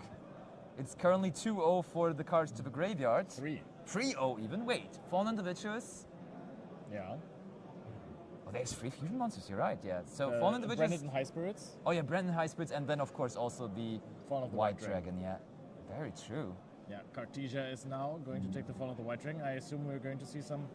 Actually, well, Fallen of the White Dragon is Fallen of Albus, so that could be anything. Okay, so we're not going to go for a Gran Guignol. Taking care of the Quem to fuse that away here, that's interesting. Normally you want to try to end on that card, but not here for Ömer, who brings out the Albion, the Branded Dragon. Oh, that is the multiple Albion turn. Oh, I mean, we have an Albion in the graveyard already, so we can afford to just banish this one. With the Fallen of the White Dragon. I'm just going to pass in Mirror Jade. Easy. All right. We just make a Mirror Jade in the extra monster zone in defense position. By the way, there is an extra monster zone on the table. This card is just floating between zones right that now. card is just in the middle of It's nowhere. lost, yeah, This is it's the very Neither. lost. Thank you so much, Josh. That was very much needed. The intention was clear, right? We all knew what he was trying to do, but it just needed a little push. I think this is the place on the field where you put the card in that you want to activate or summon you targeted with something, but you don't want to directly place it on the field yet. Oh. Thanks for the explanation, Grandpa. Okay. End phase now, though. You said we're just passing on Mirror Jade, went but we haven't minus. gone through the end phase even. Yeah, Oh, that true. is For now, it's only 3 cards on the field. We But just let's lost 2 change that cards. real quick. Oh, Search Mercurier. Nice. What else? Alright, the next interruption. Are we going to see a branded in red? Just some OG stuff. When you're calling me Grandpa already, I can see that happening, and now we get to search for. No, but Grandpa is a glorification of someone who's wise at Yu-Gi-Oh, right? Grandpa, the Grandpa of Yugi, one of the wisest Yu-Gi-Oh people you could meet. I am not too sure about that. but- I am sure. I am so sure. Oh, searching Fawn of Alba sounds Correct. not that great. And there is Ash Blossom and Joyous Spring. Josh waited Wait, do carefully you- for so long. Do you use Mercurier on that? Oh, we now have Mercuria. True, Yeah, true, you true. can- I mean, he was not looking at the cards and Oh. then he was already giving the deck away to cut, and it's just passing now. So Yes. perhaps just wanting to. I mean, that was a really, really well timed Ash Blossom Joy Spring. I mean, that was also not a branded fusion. That could have been Ash Blossom. Yeah, So, fair. Yeah, such a weird turn. yeah. Like we could have possibly had X. Oh. Molt Charmy Fuvolos may have been. I mean, we may have just had it in hand. Mercuria is going to be chained to that. So, I mean, the card trades for a negate. What? I mean, we have Cartesia in hand on the field. So, Tract is going to be activated. There is so much Fiendsmith in this tournament. Where did all those engravers come from? Oh, Surge Lacrima though. Do we have Lurry in hand? We do have Lurry in hand. Alt artwork, and it comes back onto the field. And now, I mean, oh no, why? Why are we banishing this? Because we know what's coming next. Oh, but there. Yeah. Ooh, I mean, maybe. With the Rindrum, we have another layer of interruption. Yeah. And that's probably why we searched for Fallen of Albas. Wait. We have Fallen of Albas in hand, so we can use Cartesia to fuse with the Fallen of Albas from our hand. That way we get into the graveyard. And then we can even summon it back with the... Yeah, and then we have nothing to discard it for. Oh wait, we can also just use Ecclesia to summon it from the deck, I guess. That is true. But it is in the hand, not in the deck. Yeah, that is true. And that is a. We shall see, we shall It see. is an awkward situation. I think we really needed that surge from the Lubellion in the end phase, or the Albion. Now, normal summon Lacrima. We were kind of aware that Lurie might be banished. And Josh was like, yeah, that was a card that I really did not need Yeah. to play. That's why I searched for the Lacrima. It's so odd to see the Lurry getting banished after you see them committing into the Lacrima search. I'm sure Josh was very okay with that. Here comes Requiem Effect. That's just going to be another engraver, because there's not many more cards available to him. Engraver Rooney. And now we can even try to just... I don't know, are you using Requiem to target the Cartesia? Do you want to force more interaction out? You Do could. You can target multiple of these cards. But I like that Josh hasn't even revealed his real secret weapon yet. His real engine that he wants to play Oh, with. we go on to the Cartesia, yes. Oh, and Ömer feels forced to chain it. Doesn't want to lose it. I'm mean- losing it slowly but surely. Maybe we can find a way here to send Retribution to the graveyard and then Retribution add back one of the cards to the hand? Could that ever be possible? And then... Do we play something like Saronia maybe? And then we have a card in hand to Oh, discard yeah, for the okay, Fallen of that's- Albas, you know? Yeah. That's what you meant, yeah. All right, we're going in for a fusion summon. Ooh, that could also be Dragostapelia maybe? That could be the case. But is that really advancing your game? Oh, it's just fine, Ganyan. yeah. Okay. Requiem goes to the graveyard, and now Josh has already committed to the normal summon, so that's a very important part. If you do not have the good old, as we all know and love it, Conduction Warrior Linear Magnum plus minus, Minus. then this might be really tough for Josh to play through this, because the deck kind of also wants to have a normal summon. And many of these cards say, hey, if you normal or special summon me, you can't special summon them all for free. You have this incredibly amazing card. We're attacking over the Ecclesia. Oh. So we get another interaction out, so that's interesting. Uma is just checking, realizing, all right, this says main phase only. Important question, Have we sent a fusion monster to the extra deck this turn, to the graveyard this turn? Yes, we have. We've just fused away one, yeah. Exactly, the Mirage. Oh, but now Grand Guignol on-field effect. Sometimes you forget about it, but Quem being huge here, able to send now the Retribution to the graveyard, which I was mentioning. And so whenever Josh now wants to go into the extra deck, we can trigger the Quem and cannot bring back Fawn Above. We can bring back Mirror Jade now, though. That is true, yeah. We can bring back Mirror Jade, which is good. So now, the thing is, if Josh just goes for Caesar now, the Quem really is a bit AFK there, right? You can attempt to use it to summon something. Oh, we Magnet reveal. bonding. Josh is bonding with Ömer here, but I don't know whether Ömer wants to get involved in that bond that he's trying to form. Oh, and that is the Conduction Warrior Linear Magnum plus minus. That is going to You're be... spitting, brother. Let's go. Yeah, definitely not reading out that card name every single time I'm talking about this. And I mean, since there's the Quem, I think you just... So you either don't use your extra deck anymore, but you have been in the battle phase already, or you just go for a Caesar now. You could just go Caesar. I like that. Just go Caesar first. Oh, we go Sequence. It's almost the same. It starts with the same letters. It sounds like it at least. Caesar, Sequence. You know what I mean. Well, actually, you understand. horrible Basti. No, but say it out loud. Yeah. Sequence. Caesar. Yeah, come on. Gotcha. All right. Okay.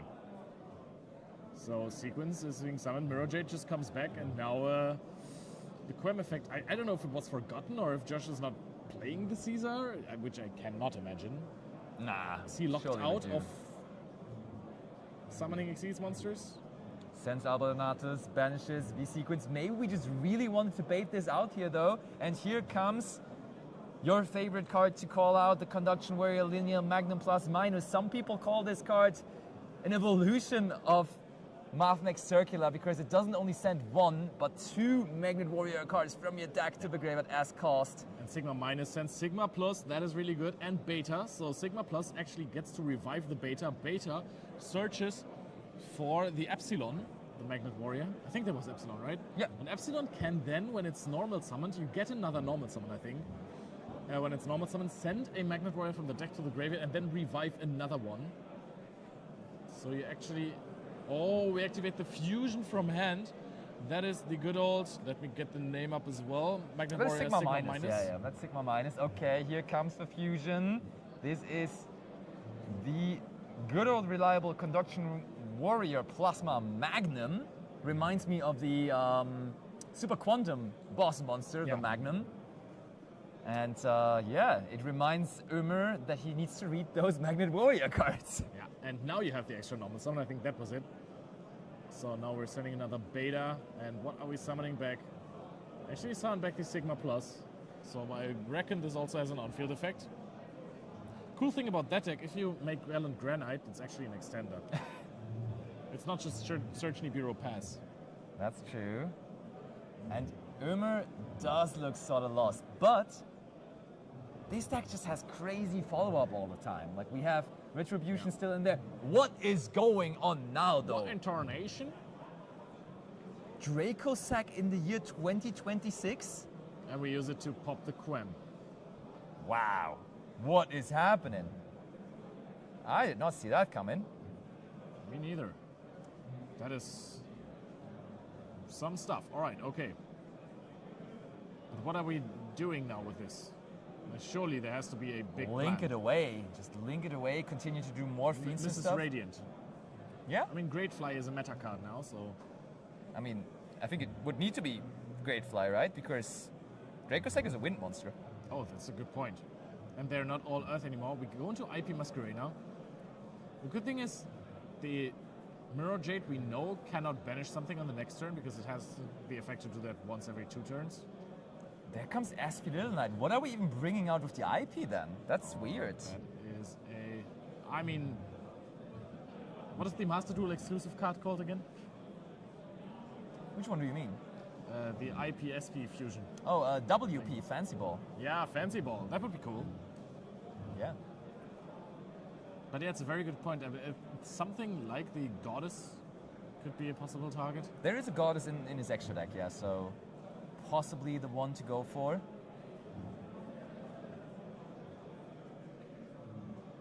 All right, so we're taking out the Albalenatus to disrupt a little bit of the follow-up, but Josh, I mean, he has played all the now the one-card combos in bonding. the world, and now there's IP and SP on the field, which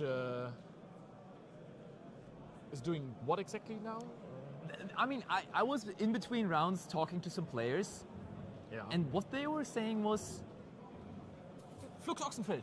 oh, your most favorite Flux Oxenfeld. No, but what they were saying was that between the Fiendsmith and the Magnet Warrior cards in this deck, the Fiendsmith cards are way better, and usually you just let the Magnet Warrior cards do their thing, because in the end they're just going to result in IP and SP, and yeah, there's IP and SP. Yo, but that was sick.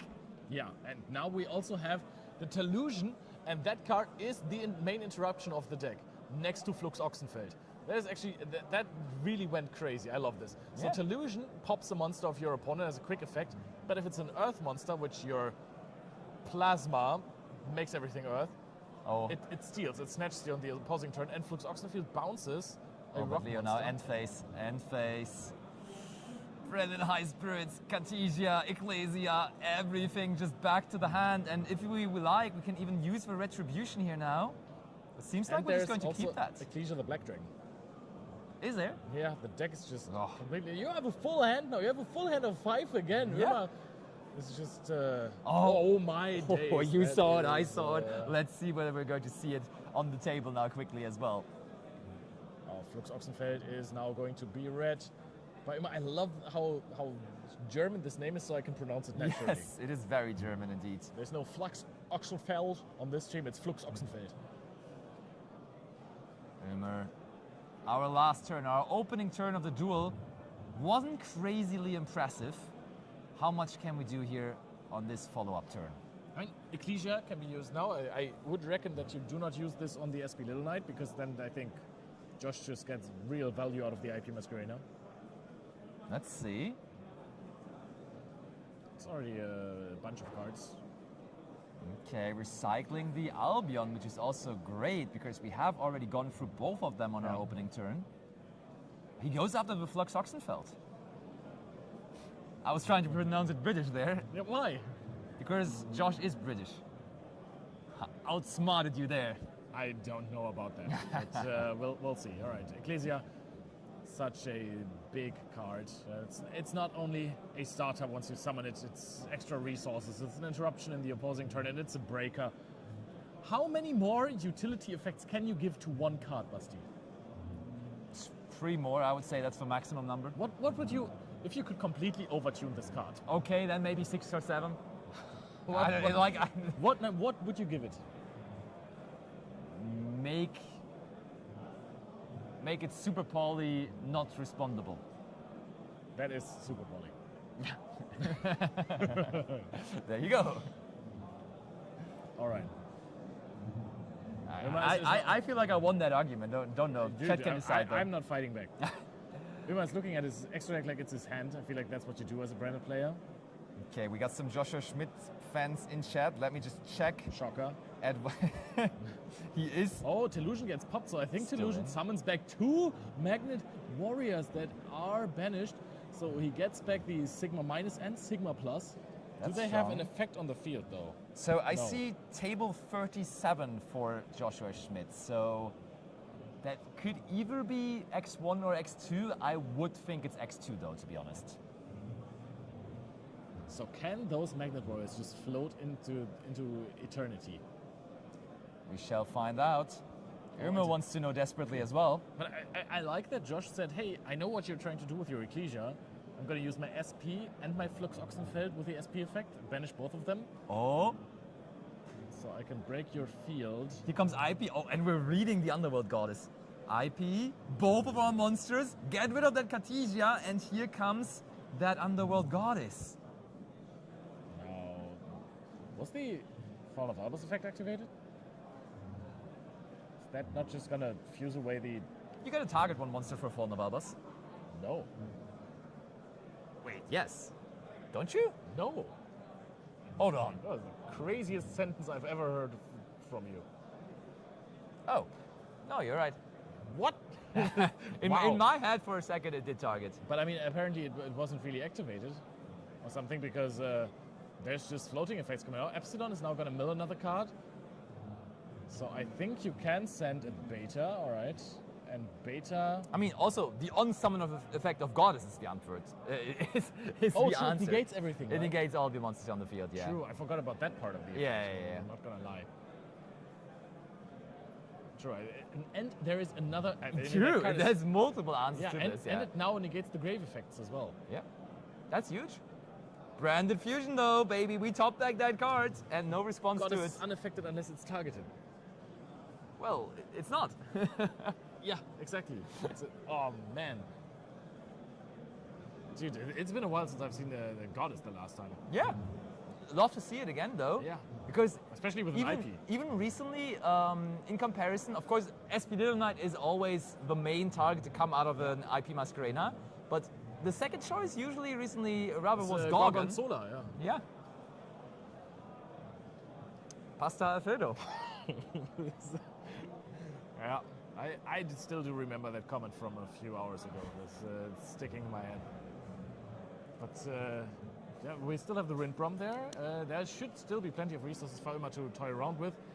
Keep in mind, my beloved players, that's a hell of a game one.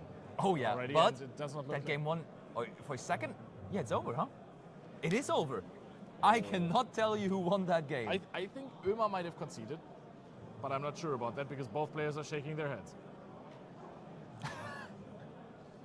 I mean, we can update you whenever someone goes Yeah. first in the second game. Yeah, I mean, the thing is, I think Ömer can't push through the good old Goddess, and keep in mind in the end phase, SP Little Knight and Flux Oxenfeld come back Gotta be, yeah, you're from right, you're banishment, right. so that's already almost enough to push through something. No, you're true. I think that's good. Yo, Danilo, what's up? Enjoying a day off in Italy, not even participating in this tournament today, another World's Grinder. I can see how he's enjoying his day off. Yeah. whilst watching the Neuss regional stream. Come on, you're the same. Of course. Yeah. When you're a Yu-Gi-Oh player, you're just watching and playing as much as you can. But I tell people I'm working then. Maybe he does as well. You never know. That's a good point. Maybe he does as well. But to give you guys some more background knowledge on Josh Kelly, I said he had a really good European Championship last year where he barely missed out on qualifying for the World Championship in the main event. Then, when the new season started, he stormed onto the season by winning multiple regionals. I think there was even a weekend where he won a regional on Saturday and Sunday. Like, he was already early on in the season collecting so many Worlds points and putting himself into first place. Since then, it has calmed down a little bit. He didn't have like those big results, but a big important score at Y Series Dortmund. He got 64th Oh, that's after so Swiss. So for people not knowing how Worlds points work, at a YCS, all places from place 1 to 64 get points. And it's not like you get 1 point, You get but I massive think he got like points, 30 something points just for getting Yeah. that 64th place. So that was really important for him. Ömer is starting with a Quem normal Okay, so summon. that means definitely Josh Yeah. won the first game. Yeah, it makes sense. But, you know, sometimes when you're seeing a deck you don't know about, like Magnet Warrior, sometimes they just scoop out of nowhere when you think, hey, you had some pushes, but there's 8 restrictions that we didn't think of. But Sure. that wasn't the case. Flux Oxenfeld won the game. I'm very happy that this card is good. Maybe the next card from Burst Protocol that is good can be Dirk Longing for Skies of Blue. For sure. I would love if we made that card great.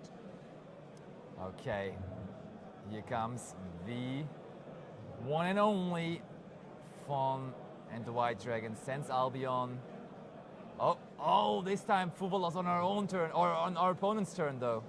And results. Those are the best Fuvolos. They are. Clearly they are Ecclesia from the deck. First draw accomplished. And I'm seeing quite some discussions in chat about Mitsurugi FTKs, where actually people are starting to play Mitsurugi FTKs. Yeah. So there is actually a build where you just do the Gimmick Puppet FTK in your extra deck with 1 brick in the main deck, where you actually just deal 8,000 damage on the first turn in pure Mitsurugi. I think they are aware, and that's why they're talking about it. I think some people are not aware. Okay. Very, very sure they're not. Oh, sad one. Sad two. That is the best That feeling. full went super hard. But I mean, it's still branded, right? So it can still really play a little bit through with all of the cards on the field. I mean, for sure. You do have the Ecclesia, then you have a Quem when a card leaves the extra deck, you get to resummon something. The thing is, there is a Fallen of Albas laying on the field. If there is something in the extra deck that could profit from that. I've seen that multiple times actually now, that people are very bold with saying, I don't think you play Alba Lenatus. I think I'm just going to leave out the Fallen of Albas. And I did that once and I got completely cooked by just contact fusing my entire field. I mean, we search for branded retribution, so that must just be a prime target to discard then at some point. And now, Would agree with that. Josh immediately going for Fiends of Tract, goes unanswered. This time we search, Larry discard it. I mean, that goes a little bit against what you said earlier, right? That this deck, immediate Ecclesia here. So I think that if you're saying that your Fiendsmith engine is the better engine to just end your field with it, I think you just want to rather keep it for after you played with the Magnet Warriors, right? I mean, he now started twice with the Fiendsmith cards, so surely Josh knows best. Yeah. Here And that maybe just means Albion. that Josh values the Magnet Warriors more than the Fiendsmith cards. Yeah.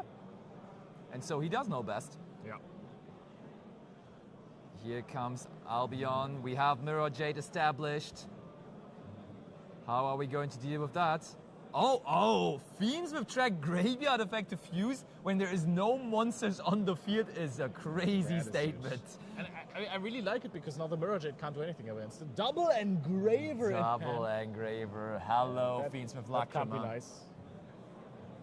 I mean, we got the Engraver into the graveyard now. Yeah. We engraved. We engraved so hard. We also have 2 more Light Fiends so that we can actually just get out an Engraver. The thing is, what are our Engravers doing here? They're engraved into the graveyard. The Mirror Jade just answers the Fiendsmith engine so nicely. Oh, and Lacrima gets Mercuriad. Ooh. It doesn't destroy it though. Yeah. Here comes Requiem. Oh. Lacrima effect. Oh, cheeky little 1,200 points of damage. We are recycling some Light Fiend cards. Yeah. The Larry back So- into the deck. How useful is that, Larry, back in the deck? I mean, Going through it. Requiem effect. That gotta be Lacrima. yep. There she Lacrima is. Is now. I mean, he's shuffling his deck. That doesn't look like an activated Lacrima effect. Nope. Maybe there's another Engraver in his hand. Do you think there's a chance we summon out Engraver and then we force out an interaction because of a possible Chaos Angel?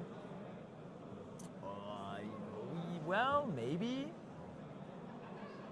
Maybe you just wait for the Requiem effect in graveyard though. And that also kind of forces it out. Yeah, that's a good point. But I mean, Chaos Angel could be crazy. But it would only be a light Chaos Angel, so not the end of the world.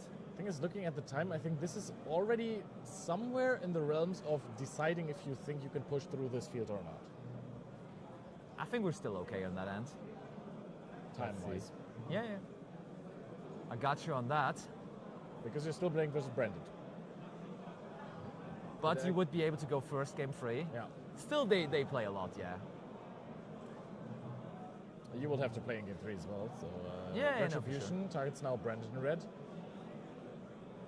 Just, is there a specific meaning behind the timing, or is it just? Oh, Ghostband Haunted Mansion. Okay. Josh doesn't care.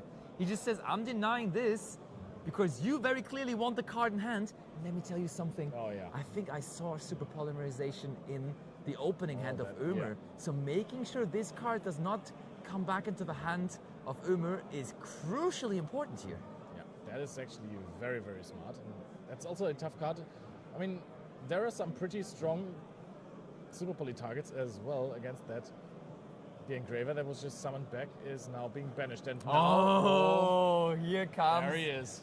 the Magnet Warrior again. Clearly, Josh Conduction Warrior. actually well use it Yeah. more. Oh, wait, that was the Fusion Summon one. Oh, that was the Sigma Minus, actually. Sigma Minus, Fusion Summons, and again, the big boy, the Fusion Monster of the deck. The addition to the deck, newly brought Conduction Warrior Plasma Magnum. With that hand, pushing through a branded field was quite impressive. I mean, the bell really just helped here. Now you get the Magnet Bonding, and Magnet Bonding is going to search the Conduction Warrior Linear Magnum Plus Minus, which is the key card of the deck. It is the Mathmax Circular of the deck. Just, it's so weird to say that, just way better than Mathmax Circular. It really It's is. just so much better than Mathmax Circular. Getting 2 monsters instead of 1. Also not getting the lock. Really important. Yeah. That's only how you can combine it with the Fiendsmith cards. Yeah. And now we've revealed it. So we're going to send the Sigma Plus. Magnet Warrior Sigma Plus, that is. So that is the one that, if it's sent to the graveyard, you can reborn, right? Yep, here we go. That's the reborn. Boom. Searches for beta. Beta to the graveyard too. No, Epsilon's going to reborn, I think, the Sigma Plus. Absolutely not. It's the Sigma Minus. And Sigma Minus also has a field effect. So Epsilon is Foolish Burial, basically. Yeah, but it also revives something that it Yeah. hasn't foolished. Yeah. And now the Sigma Minus. That was the one that Fusion summoned to start all of this off, really. Yeah, and I mean, That's a lot of attack points forming here. has the Quem already been used? Because cards have left the extra deck already. Surely it has been. Yeah, because Yuna is just looking like he's just gonna take it. That just really looks like he has nothing to answer all of this. Because otherwise he would have at some points, you know. Oh, there's Fun. Draco Sack again. I love that this card is seeing play You again. don't have these zones to activate Draco Sack though, do you? I mean, you would have to summon this into the extra monster zone, Yeah. but we decided not to. Oh, and that is fallen at the Virtuous to Oh. pop the Draco Sack before the tokens hit, because then you can protect it. Yep, we're back in 2013. We are, apparently. So, It's a nice little throwback in time. I mean, there was also another time where Draco Sack was really, really strong with some other cards that were either token generators or just Mecha Phantom Beasts. It was not my favorite time. sends Titanic Lad bye-bye to the big old boss monster. Dragon Rulers love to summon the Draco Sack, but now it is Magnet Warriors bringing it onto the field in 2 consecutive games. And now we're going into the sequence with the Lacrima and the Sigma Minus. What are we going to do with this, though? The sequence has not been used yet. It has been. Oh, what a sequence. Yeah. I mean, now we're really committed. Like, now you also only have the Epsilon afterwards on the field. I think you need to activate sequence. We haven't fused before. We have used Trek to fuse before. So I think we're going to go for a good old Desiree. If we even play that, we should. Yeah. Take away all of those cards. And now we're back at the point where we're saying, hey, well, he hasn't really played the Fiendsmith engine so far. That was all a hoax. That's Desiree here. But I mean, Desiree and Agnum Day are usually huge to win games, but oh. Delusion comes back from the graveyard by Yep. vanishing to Magnet Warriors, and when that card gets destroyed, it just summons them back. So this card is also really strong. We're going for an Agnum Day. Is that a Yep. potential game push? I mean, we can make it piercing. Yeah. That monster is now piercing. Desiree could hurt here, and that's additional attack points with the sequence too now. Battle phase. Plenty of damage there over this Fawn of the White Dragon. This is such a good turn to Illusion. It takes over the Quem. It's and then it's the game. handshake. Wow. Uma gives up. Josh wins it playing through branded fields twice with Magnet Warrior Fiendsmith. Looks into the camera. Sick. Gives it a little emote. Wow, that was impressive. Very, very, very impressive. And really, For this round, I cannot wait for the winner's interview because Right, I yeah. need to ask Josh everything about Yeah. why he brought that deck. We could partly see it because it really performed insanely well there, but I want to know a little bit more about the reasoning, about the deck building process, about the process of deciding to that, committing to the Right? decision of Because playing the deck. That's a very heavy rogue deck, right? Yeah. I mean, I also like it as a meta call because obviously it has a crazy matchup versus Radiant Typhoon because true. you know you're locking them out of wins basically. But I think that we're going to go for another quick break. Recharge this microphone a little bit. You can already see the. No, you can't see it, but it's not. There's no green light there. This is dark red. Well, I will need the microphone for Josh, but Exactly, after so- that we so will 1 be minute and then recharging we'll- it. we'll have a meal We'll be for right this, back. See you in just a second.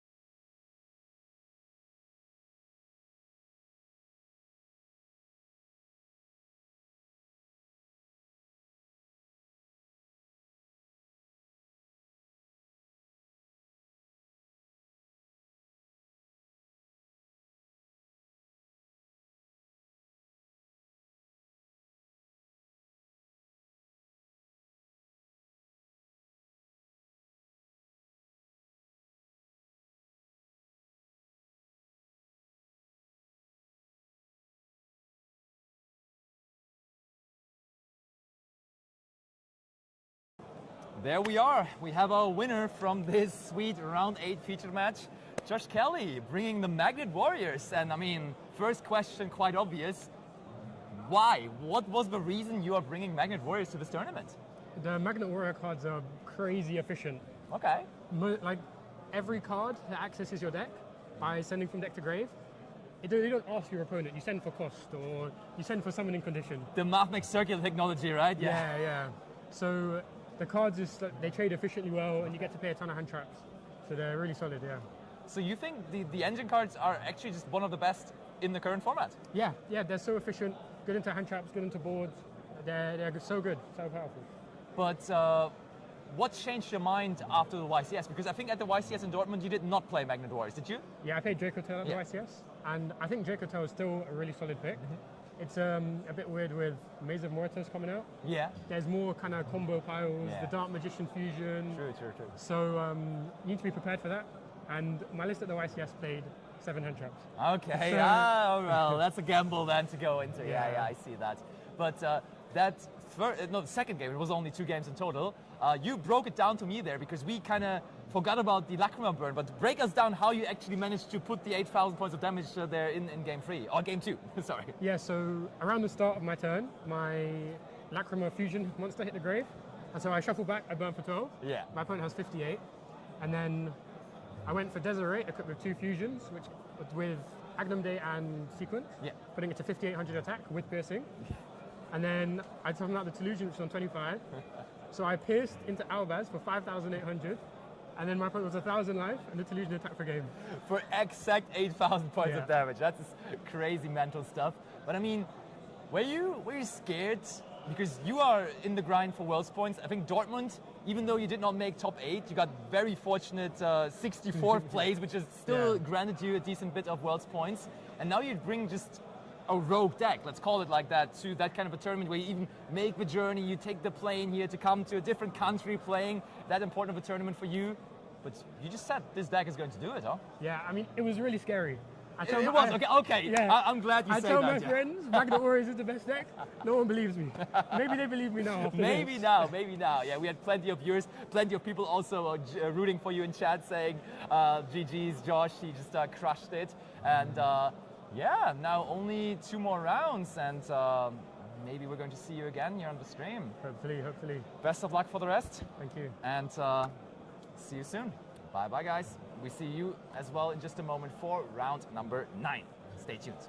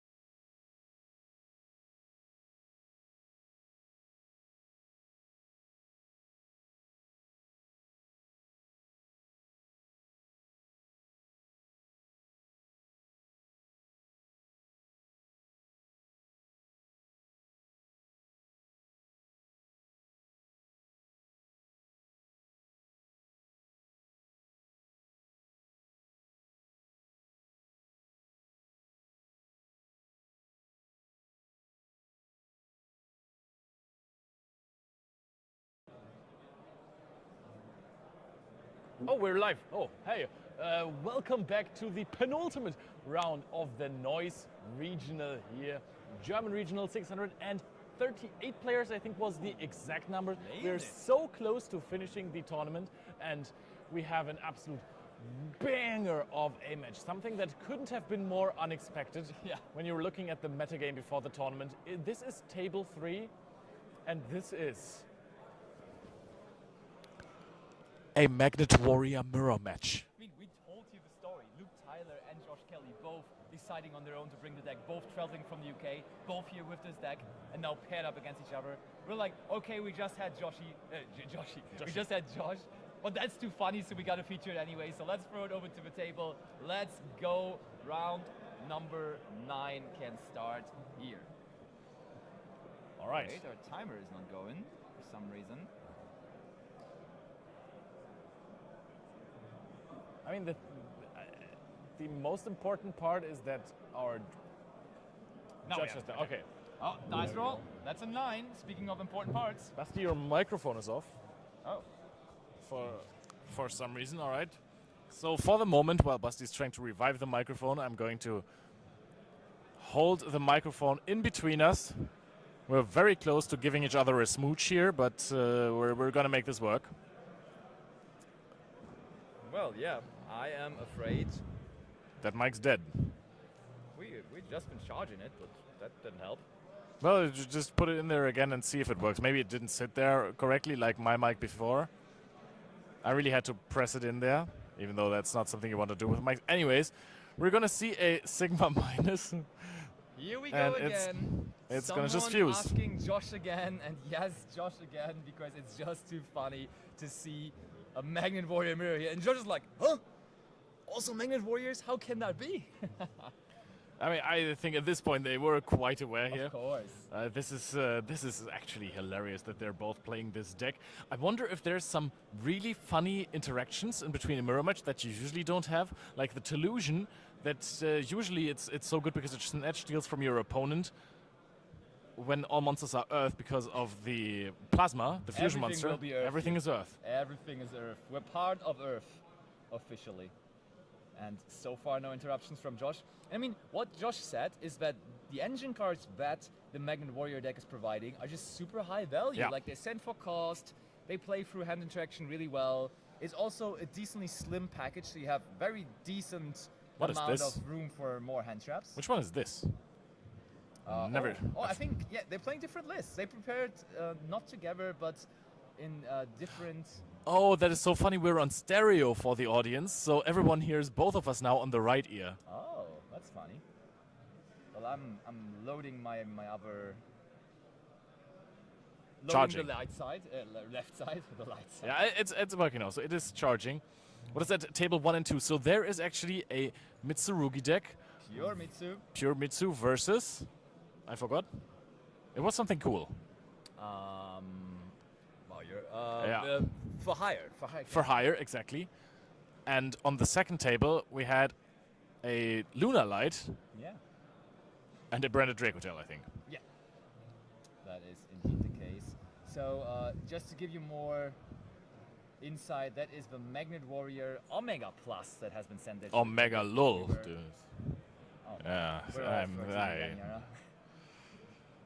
I mean, that wasn't a thing when I was 13, which is almost 17 years ago, but we're going to my midlife crisis on another note in another tournament, probably. So let's see. Is my microphone now working again? I have flipped it back on. It's very poorly charged so far. I think just keep it in there for another 10 minutes, Basti. That actually might get it. Okay, of course. This dying red light on your microphone, that is it will be cutting okay. it. Yeah. It All right. will be good eventually. Switch tables? Well, not easy to do, but I think we're quite satisfied with this. Why are we not watching for Hire's Mitsurugi Table 1 match? Ghost Stalker? Actually, that would have been our first choice, but the For Hire player denied the featured match, so we were going with our backup choice of this funny little duel here between them. But I can promise you, for round 10, for the finals, for the last round of the tournament, we will definitely be featuring Table 1, whatever happens. Yeah. If they do not want to be on feature for that, well, then they're conceding the tournament. Yeah, exactly. which would be quite anticlimactic, but we're just hoping that it's not the case. We also would have liked to see table 2, but also there was a deniance of the featured match, so if you're listening and you're still asking yourself, that is why. So now another track is being activated. Track with the Necrocrypt Princess, that is a draw. Is nice. At this give point, me the imperm, give me the imperm. At this point, I'm wondering, where's all the Magnet Warriors? Well, they're Where are coming. they? We're drawing them Where now. are easy. they? Wait, he also did already go for Magnet Warriors, right? Yeah, Yeah, that's how he started. exactly. So, fun story, again, that Josh told me. Last week, Josh was like, oh, you're going to the same regional, texting Luke. And Luke, at that point, was considering to play Fiendsmith Yummy. And then Josh was like, bro, just play Fiendsmith Magnet Warriors instead. Trust me, it's way better. And then they were both laughing and then they met here in the venue today, this morning. Josh came over to him. You're playing the Magnet Warriors, aren't you? Well, yeah, I am. Oh, me too. Let's go. And they just had that group hug thing. They had a magnet bonding Yes, over yes, the whole yes, situation. Okay, but we keep on going. Yeah. The also powerful magnet conduction warrior linear magnum plus minus, sending 2 from the deck to the graveyard once again as cost. And now we're really starting to kick things off. So we basically just set up the fusion to get a magnet bonding, and then we started to go into the Fiendsmith engine, and now we're going to the tough part with the beta. This must be so refreshing for the both of them, right? Yeah. They probably had to explain their Oh, cards yes. all Oh my God. tournament long, and now finally the opponent understands what's Yeah. going on with all those Magnet Warrior cards. That is so funny. It's like, yeah, you're a connoisseur as well. Yes, of course. I love my magnets. Oh yeah. My fridge is stacked with them. And I mean, I told you the story about Josh in the last round, that he had a really strong start to the season, Yeah. then was lacking a bit of points in the middle of it, and now just at YCS Dortmund got some very well deserved, but also a little bit lucky points by finishing in 64th Yeah. place. On the other hand, Luke, he was quiet at the beginning of the season, but now has been pushing really hard like lately, and is actually just all of a sudden finding himself in a position where I think he's in like 25th place or something in the World's Race. That's very close to finishing. So actually just like going after it, and I think he posted on X as well, well, now I may as well try. So we Yeah. go in, we travel to Germany, we play so many regionals over the next couple of And weeks. now he's in Neuss. And he's on the grind, yeah. He's on the grind. Now he's in Neuss with his trusty friend Flux Ochsenfeld that you are seeing on the field right now. I see the comparison with Fiendsmith Yummy, Yeah. and I do kind of like the idea of playing this over Yummy. Yeah, same. Because the Yummy, I mean, Ben Kreuzkamp in the interview earlier said that he thinks Yummy is high ceiling. I do not necessarily agree with it anymore. Yeah, it's, I see what you mean. Oh, is that the field? That is- Ending on that the is- Flux Ochsenknecht. That's not Ochsenknecht, it's Ochsenfeld. Well, you know what I mean. The Germans, Germans know. will understand. The Germans know. What's the difference with these decks? They are quite similar to each other, but they are so unique in itself. Like in the tournament environment, there's probably only 5 people total, Yeah. if it even was 5, that brought Magnet Warrior, and still both of them are going so incredibly strong with that deck. So we felt the necessity to present you with that mirror match here between the two of them. Is that a DDD? It's a massive DDT engine, yeah. No. Oh wait, actually, yeah, it's a wave hiking Caesar. It is a DDD monster at the end of the day. Yeah, the deck also plays a Joyous Spring engine, if you're wondering. Okay. Here we go. Nope, you're not special summoning. That's got to be met immediately with the Caesar. Destroying it Feels as well good. is huge, because this card only reveals and then can be used as material itself for the fusion summon. Ooh, bonding time. I think we're just negating that too. Oh, And no. that's a search. Oh yeah, true. I mean, it has 2 effects. You can use both of them in a turn. So if you're announcing the search, cannot be Caesar, of course. No, there is the Conduction Warrior. Let me get it. No, I can't. Magnum plus minus. You missed one. Linear. Oh yeah, it's always linear. Yes. But that's not what we searched there. Following it up with the Sigma Plus. I'm curious if we're going to negate the Sigma Plus effect, We sent Epsilon too, so we're going to summon out the Conductor Warrior, and now Sigma Plus is going to try and special summon back the Epsilon.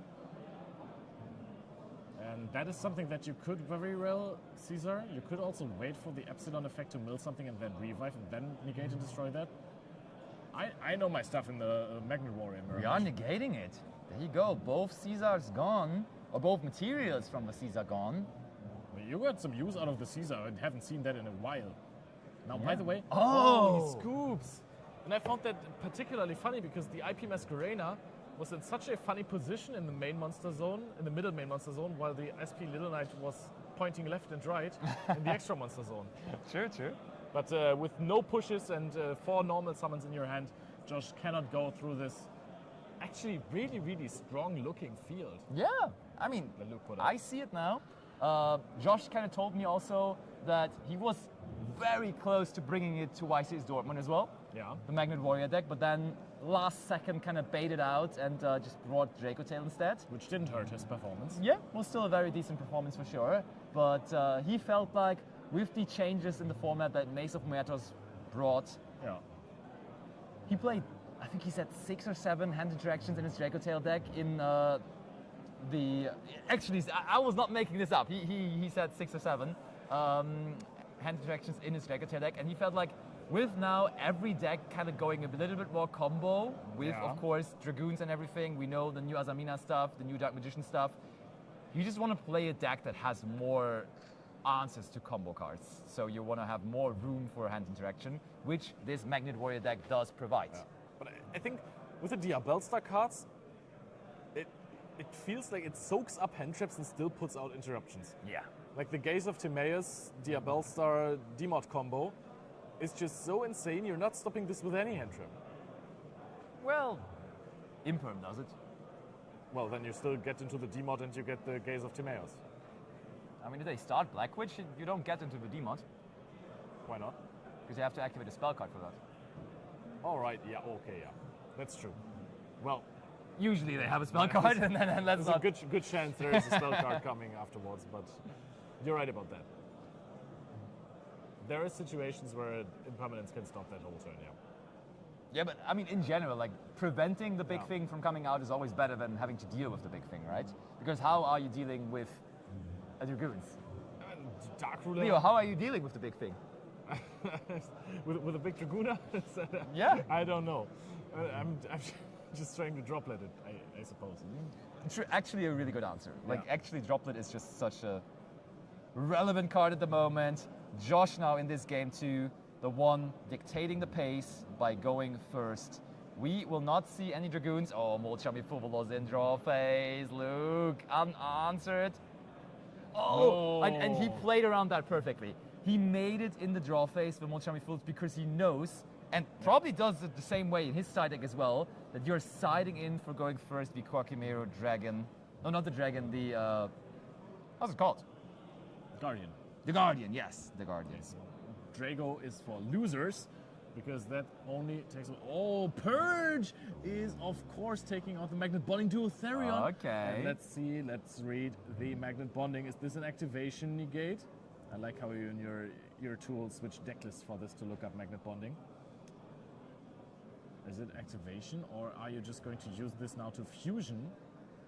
There Purge just is... bring around Quackimero Guardian perfectly. You can only use each effect of Magnet Bonding once per turn. Okay. Oh, set free, Leo. Set free pass. And he destroys the Guardian because he doesn't have a rock monster. That is insanity. Wow. Engraver effect. That might be a quick showing here on Josh's end. He won the last feature, but there he did not have to face his own deck.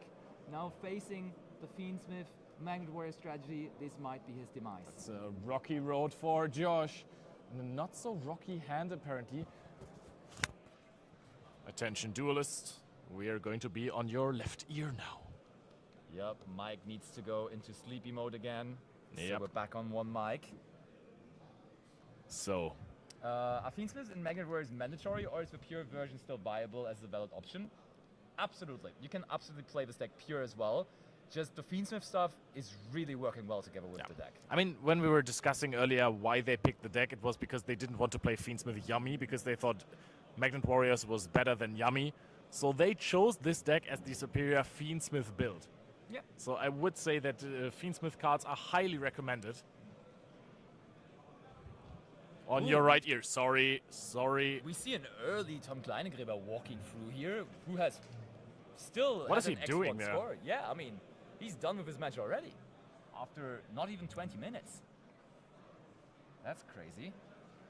That looks That's like either a good sign or a bad Yeah. sign. 50-50. Yeah. Can't be a draw anymore. Also, with him, you can't tell whether he was Yeah. happy or sad. He always looks a little bit angry. Yeah, exactly. He did there too.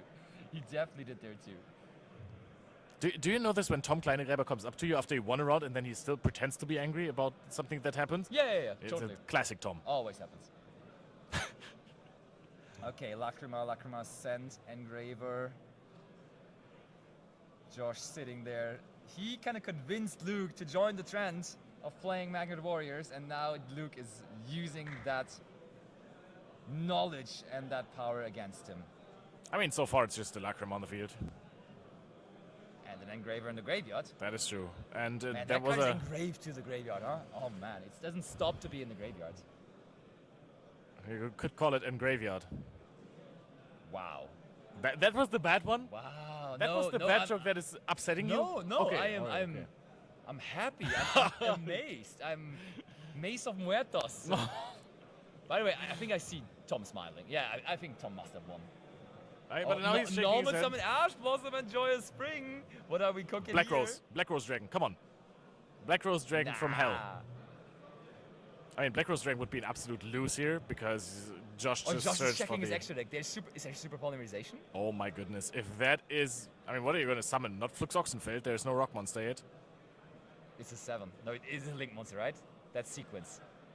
Oh, in pure Magnet Warriors you get to make Naturia Beast. I think you also get to make that here, no? Yeah, you can. Oh, there's a sequence. But now, are you just going to Garura this? Because I think we've used Engraver. Sequence Wow. effect. Solemn warning. That is... And now all of a sudden, have the tides turned? That's the question now, because Josh has the follow-up. I think he's searched for the Conduction Warrior. By the Two way, cards left in hand. They're both not playing Naturia Beast in their extra decks, but Dennis did. Oh, Luke Tyler is bringing it in from the side deck. Okay. Actually. So going first, he wants to have that extra strong monster to build on his field. That's some very tiny damage only flying in here. Yeah. That's 2,000 points of damage with the Solemn Warning, and now a little over 2,000 from the Engraver equipped with the Requiem. So only half of the life points eliminated. And Josh can't wait for his turn. He is seeing... Oh, are we going to go into a Necrocrypt Princess just to maybe fish for some draws at some point? That's the plan. Oh man, that's the plan. Question is, does Luke have any sort of answers to a Conduction Warrior Magnum plus Sigma minus? I think that was wrong. Oh, and he reveals it. Yeah, of course, it's still there. Yeah, he searched it with the magnet bonding. Yeah. Now, Josh, are you going to reveal the almighty Mathmech Circular Magnet Warrior Edition? This card rocks, and you're going to see why in just a second. Magnet Warrior Stonks go up. We are sending 2 Magnet Warriors from the deck to the graveyard, enabled from the Magnum plus minus, and the cards you want to have in the graveyard here are quite clearly the Sigma plus, and usually alongside that the Epsilon, but let's see. Yeah, whether that's sometimes choice also again. a beta if you haven't used your normal summon yet. True, true. Beta that can then search Epsilon, so you bring out the normal summon. Let's see. What are we cooking? Good looking. Oh, that was better that we were Yeah. almost putting into the graveyard there. Yeah, beta. It is beta, yes. So beta gets summoned from the graveyard if there is no interruption, but I would wonder which one it could be. Veiler! Veiler, okay. Last card in hand. Oh. And now also, of course, being able to trigger the Necrocrypt Princess, Yeah, possibly trying to fish for another interruption. was pretty strong, if he's doing that even. So we're still looking through our cards. Oh, Wait. I don't think we drew. Oh, because we used Dominus Purge. That That's a very Necrocrypt good point, Princess was not necessarily effective. Yeah. Because he cannot use the effect of Dark Monsters this turn anymore. Or this duel anymore, rather. And now we're kicking over the Necrocrypt Princess, but that is not good Okay, news for another Josh. turn for Luke. Yeah, Luke has full Fiendsmith engine in the graveyard. I wonder how impactful that one could still be. Does he have a Lacrima in the graveyard? Because then end of main phase he could just say, hey, Lacrima, and that is gonna be huge then to just have so many monsters. Yep. It's gonna get the Requiem out. You're gonna get some of the Link monster. Ooh, Josh is sitting there nodding, doesn't look happy, and I mean, we all understand why. Feels like Luke is just out grinding him here in this situation. Oh, we're Or sending the sense track. That's just an extra fusion summon. It's not the biggest push, but it is surely helping sometimes if you're playing versus something like Infinite Impermanence on a sequence or something. You can still then try to push. Also, there's another draw. Oh, I love how he's opening that one card, like pretending it's a whole card that he has to hide there. I mean, you wouldn't want to give the information away for free. Yeah. Still 2 cards set for Josh, and we have seen that Solemn Warning is a card that he does play. I can already see. Actually, what is the Conduction Warrior's floating effect? Does it have to be destroyed to summon something back? Because otherwise Engraver would be really, really important here. Oh, starts off with an Epsilon normal summon. That is massive here to just have the access to this engine as well. The question is, does he have another Magnet Warrior in his graveyard? Or is it just going for a mill? The Magnum plus minus needs to be destroyed Okay. and sent to the graveyard. So we could definitely work around that. And the main difference in the deck of the two comes in here once more. The Omega. Josh not playing it, Luke is playing it, and we are sending it here off of the Epsilon. And that, now the biggest question is, are we just going to see an Exciton Knight here? Because I don't even know if you want to destroy the Warrior. Oh, that is looking like a good old Exciton Knight. You might be onto something. Because if you go for Exciton Knight, you clear the field.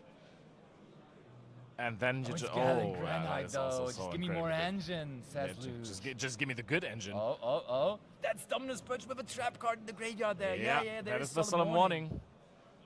And massive. And now the Engraver is just sitting alone there in the graveyard. I mean, it's still a good card that you can summon out here, but the thing is, Beta, I think, also has the effect in the opposing turn to tribute itself to summon out a Magnet Warrior from your deck.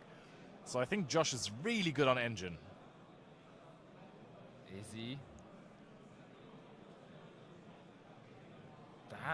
That purge was huge.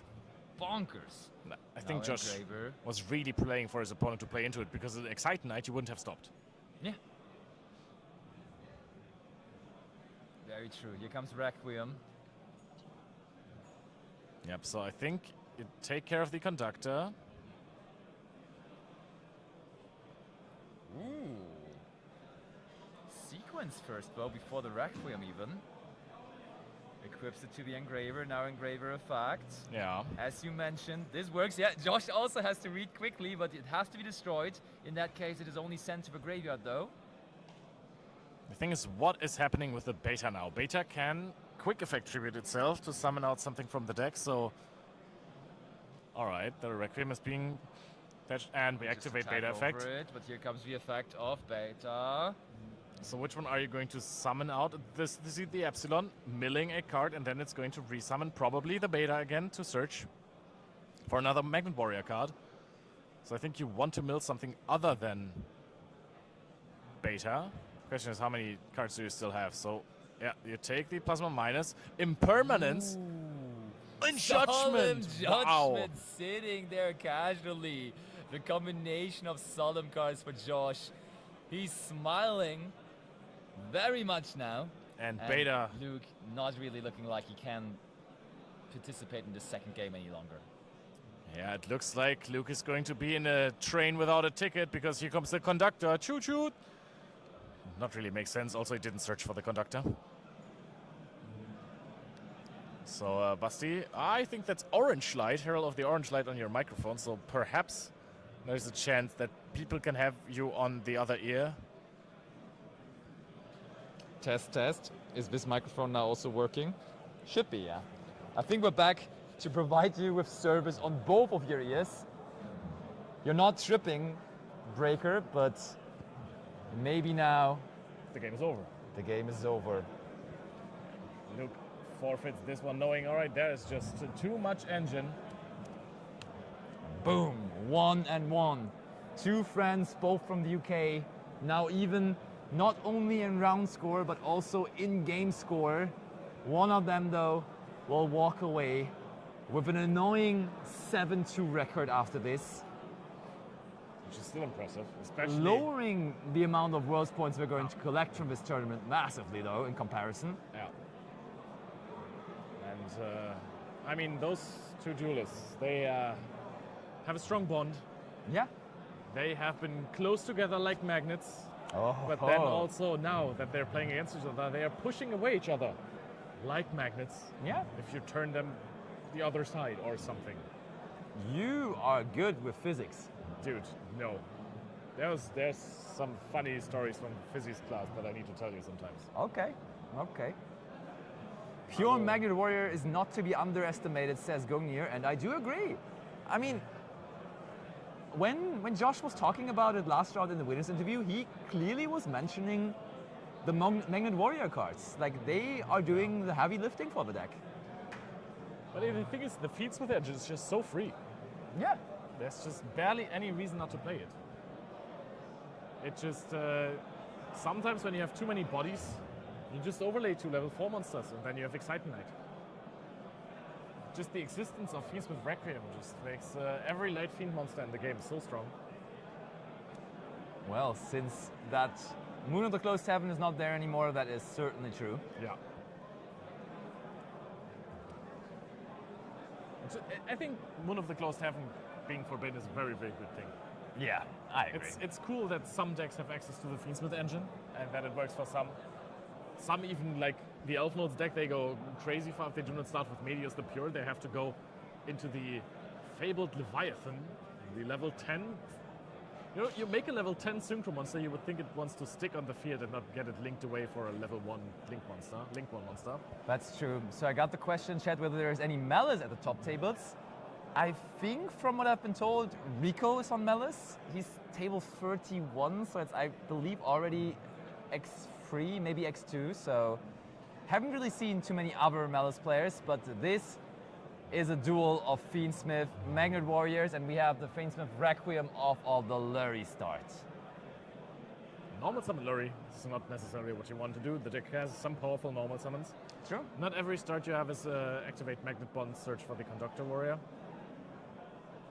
But, well, I mean, if you can go into Fiendsmith, you can go into Fiendsmith. That's good. Question is, does the deck also bridge from Fiendsmith into Magnet Warrior? And I do not think so. We're about to find out. That's Necro Equip for you. You get an extra draw, possibly, so that could be your bridge. A little bit lucky of a bridge, but if it works, you know? I mean, if you can get... I think you should still be able to actually go for a rank 4 if you really want to with a Chorozo. Yeah, you can. With a Lacrima. But... Looks like we're not doing that. Looks like we just want to have Caesar. Oh, and if there is Nibiru, you probably have to drop it here. Now it's the question, is this the good old Nibiru bait? Trying to get at the Nibiru by just threatening a Caesar? Not a bait. Caesar is just Not good a bait. Caesar coming. Here it is. Thing is, Boom. sometimes this is also debating you, right? You have the Caesar, you're like, yeah, I'm Nibiru. Oh, it's Caesar. Pass? I don't think we can bridge from one engine to another.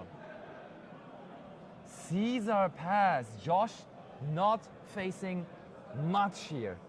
I thought we're comboing surely after this, and Josh has found some Magnet Warrior cards. Corintarian to Luke, and he wants to search with the Magnet Bonding, and Luke just looks like he just wants to negate this. Is that Ash Blossom? Is that Perch? I mean, surely you negate this, right? I mean, you know how powerful It of is a Ash card Blossom and Joy Spring. can be searched off of this. I mean, Ash Blossom is a pretty good card itself. You want to keep it for multiple threats if possible, but Magnet Bonding, getting you the best one card starter. That also plays really well around the Caesar, just a little bit, gets your body on board, forces out the first negate. But now Josh is not looking too happy. The card flickering, the light reflecting in his face. But he has it anyways. The Ash Blossom was all for nothing. And now Luke is laughing because he knows how crazy of a card this is. He plays it himself. He decided that this card is possibly one of the best cards in the format, and therefore it influenced his entire deck choice process. That is the Conduction Warrior Linear Magnum Plus Minus. Everyone should read this card because it is that Math makes circular just a little better. Negates with the DDD High Wave King Caesar. Now the question is normal summon they Fable both Blurry. have Blurry. And now the question is, how much does that do for you against a Caesar? So you can go to the Requiem, yes. Now, Here if it you is. activate it, it's just gonna get negated. No, there's like no. What reason could there be for it to be negated? I think that's that's just SP SP. angle. Sweet. That takes care of the Caesar quite easily. Summon successful. I think that's what they were clarifying there. Using the effect. If we have something like Infinite Impermanence, we cannot really use it on this because they would just chain the SP afterwards. But then you get the body of your Caesar back, which can be quite huge. If you're next turn just playing, but I also have the Lacrima in the graveyard, so I think that just ending on this. Oh, Magnet Bonding. That is not going to be it from Josh, so he just wanted to get the Caesar out of the way. Magnet Bonding can also. Oh, there's no way. That is There's incredible. no way. That is incredible. There's no monster that can be tagged out with you're not dodging this impermanence. Magnet Bonding is negated. And Luke has maybe found the craziest way into this game ever. End of main phase with a set cut. There is Lacrima in the graveyard. That is massive amounts of follow-up. Leo, you would expect these two players to be almost flawless, but it's a long day that we're It's a playing really here. long day, They yeah. made a flight this morning to even get here to this tournament, so their day is even longer than for any of the others. But that column was not where you were placing that Magnet Yeah. Bonding in. Ay, ay, ay, ay, ay. Man, oh And man. Luke will be the one capitalizing, as he possibly, for that very moment, is the fresher one still. SP Little Knight is still well and alive. Now I think what you might want to do on the side of Luke, so first of all, maybe he found some follow-up. Maybe he finds a way to go for game through the SP Little Knight. But I think at this point, you cannot even activate the Engraver in the graveyard because you do not have a Light Fiend there. Otherwise, I would have said activate Engraver and then run over SP Little Knight, because otherwise SP actually does interact with you quite a little bit. Yeah, against Fifinsmith follow-up it works, but now No, you can that's just good. run over it like Yeah. this. Yeah, that's just great. Not summoning the Lacrima, just attack over it and Easy. then use the other. What are you? I mean, you don't have the Caesar anymore. I don't think you can go into Desiree now. Why not? Because you only have one Requiem and the Fiendsmith Engraver in your hand. In your graveyard. So if you use Engraver, you put back the Requiem, you go into the sequence. There's only 2 Light Fiends in your graveyard. Maybe you're right. Oh, maybe. No, nobody will know. No, we're going to find out. Here comes the Engraver. I mean, you can go for a Lacrima line and set up your own SP Little Knight if you want. So there is. Okay, oh well, of course, yeah, you can just go make another Requiem because you haven't summoned it this turn. Told you. That's you know all the way. You know all along. Are we activating it again? Because we have done that already. We've summoned out the Engraver. We definitely have done that, yeah. Yeah. Or did we do that end of main phase by any chance? Oh, yep. That was probably it. Yeah. I mean, nobody is protesting. I mean, right? They would probably notice if they activated Requiem Yeah. twice in the same turn. So I would just assume that Requiem was end of main effective phase. summon is not once per turn. You can just summon it. Oh, The Requiem. True. Once per turn. Oh my goodness, that is hilarious. All right. Okay. Thank you, Chad. also judge reading now, Yeah. confirming that. But that is good. That is something that rarely comes up. Yeah. But when you have that one moment where it finally comes up, you Yeah. remember for the rest of your life. That's true. And now normal summon Epsilon is absolutely huge. Are we putting the Omega in the graveyard? Yeah, DCD Source, I totally agree. We need streams like this from big regionals. Regionals are such a crucial part of Yu-Gi-Oh! Competition. This time there is Nibiru. We played around it on the opening turn, but here it goes hard. Leo, this game ain't over yet. Wow. Once more switcheroo between the two. Nibiru, just another rock in the deck of rocks that is going to perhaps stop the turn. Luke really wants to get this Gallant Granite off that Josh basically never summoned and Josh never lets it resolve. Yeah. So one player really prioritizing it over the other one, but he also prioritizes it to not resolve. That's insane. We have used Engraver already. This might actually just result in an instant pass. Yeah, there it is. Josh, card of the cards. Come on, cut it, bro, cut it. Give me the good card up top. I need a Magnet Warrior. Honestly, maybe a Lacrima is even better than a Magnet Warrior here. But it better not be something else. You really need to find something good. Oh, here. I think it was. I think you saw it as well, right? That was like the worst possible card to ever draw. Oh my. Also, we agree with you guys that regionals are important too, and it's great that these are streamed. This is a private stream from Animany, so give some love to the channel. Yeah, please everyone subscribe to the channel here. Also like this video and tell your friends, grandparents, and people you know that they should join for the finals, because there is one more round to come after this.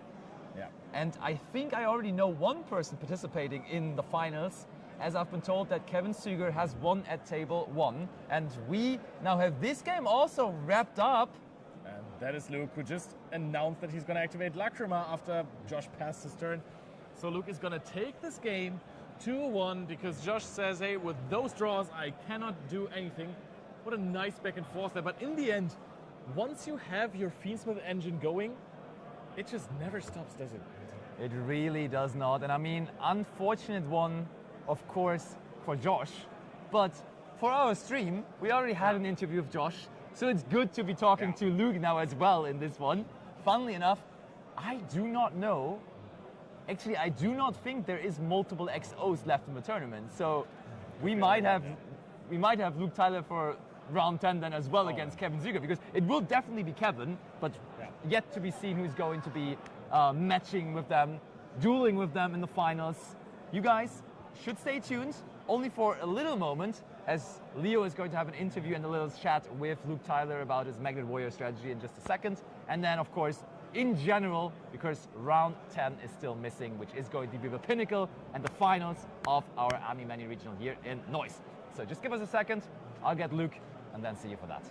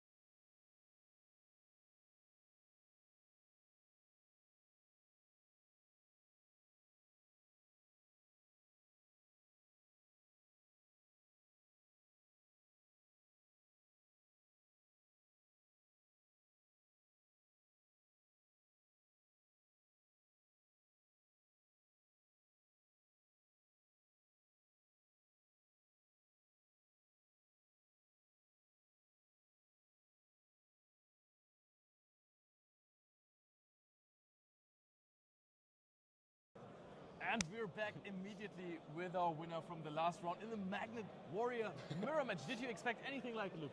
No, not really. We were both quite shocked when we saw our opponents on our phones, so yeah.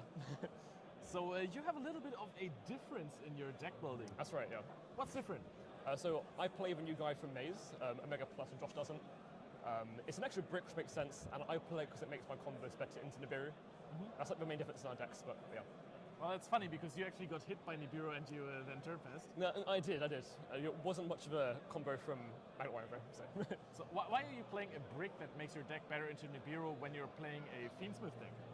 Because it lets you get into Fiendsmith earlier, because when you play it, you go through the line to make Requiem on Summon 5. So your fourth summon is Extra Knight when you have a one-card combo. So that way, if they Nibiru you, you have the Engraver to use from Graveyard still. So you have a bit more of a push after they Nibiru you. All right, yeah, I do like that. So in game 3, Yeah. we saw a crazy infinite impermanence Yes. column thing. Can you elaborate a little bit more why your opponent might have activated into the imperm column? Yeah, so contrary to popular belief, Josh didn't actually play into the Impulm column by accident. He was playing around Iron Thunder, which is kind of a behemoth that I have in my side deck that destroys everything in the same column it negates. So he used it in that column, thinking that I had Iron Thunder in the other column. I would then just pop the card in that column too. So he wasn't playing around. He wasn't playing into Imperm, but rather was playing around Iron Thunder. And has that happened a lot this weekend? Or? No, so only because Josh knows my deck list. So. How did Iron Thunder work for you? I haven't drawn it at all yet, but in theory it's nice because the main weakness of the Magnet Warrior end board is it's super wide, it's a big end board, but if they go like Dark Floor, Drop Floor, or evenly matched, cooked. Nothing. You have no negate for that, so. All right, so that is maybe also one of the downsides. Where would Definitely, you yeah. interrupt that deck if you could with like the common hand traps that are being played? So the best way to do it is when you start with the big guy, the linear cannon. If you use Bell on the orange one, the Sigma minus, Yeah. or plus, I think it's plus, then that is a pretty big point if they have no other extenders.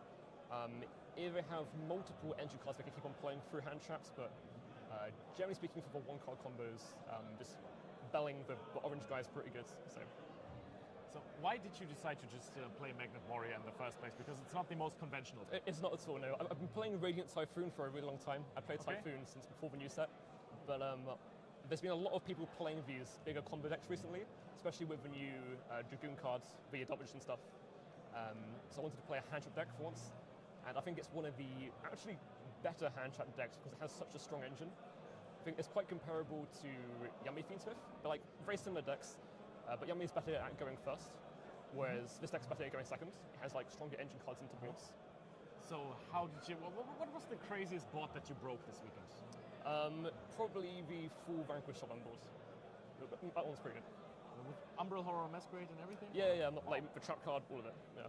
Wow. Okay. How did you do that? What do you when you see a field like this, many players just give up, right? Yeah. How do you approach this? So with the Vanquish Wham board, the trap card's the main thing, because the board wipe's pretty big. And by going for that first, it kind of makes the Link one a bit harder to use, because if they use the trap card, they then have a bit of a harder time getting value from the Link one summoning. So I kind of force that a bit earlier, and then push into it with the spell card to fuse, because the new card Flux is really good, because Flux can bring back from Graveyard and then like do some things to that. So Flux Oxenford is already my favorite card. it's so cool. It's so cool. Yeah. How do you force out the trap card? Are you trying to SP fast with your? Say again, sorry? How do you force out the trap versus Vanquish Cannon? Do you try to go for SP early with some? You force it early by putting 3 bodies on the board, and they can't really resist that. Because even though if they do the trap card there, they clear 3 bodies. You get to add back the level 7 guy, because if he's popped, he goes back to the hand. So you get to add back a guy to fuse off later. So yeah, you just force it by putting 3 guys on the board, then they have to do so level. Then you get to add back the linear cannon, and then just keep on playing from there. All right, dude. I think Do you think you're going to make debate? I hope so.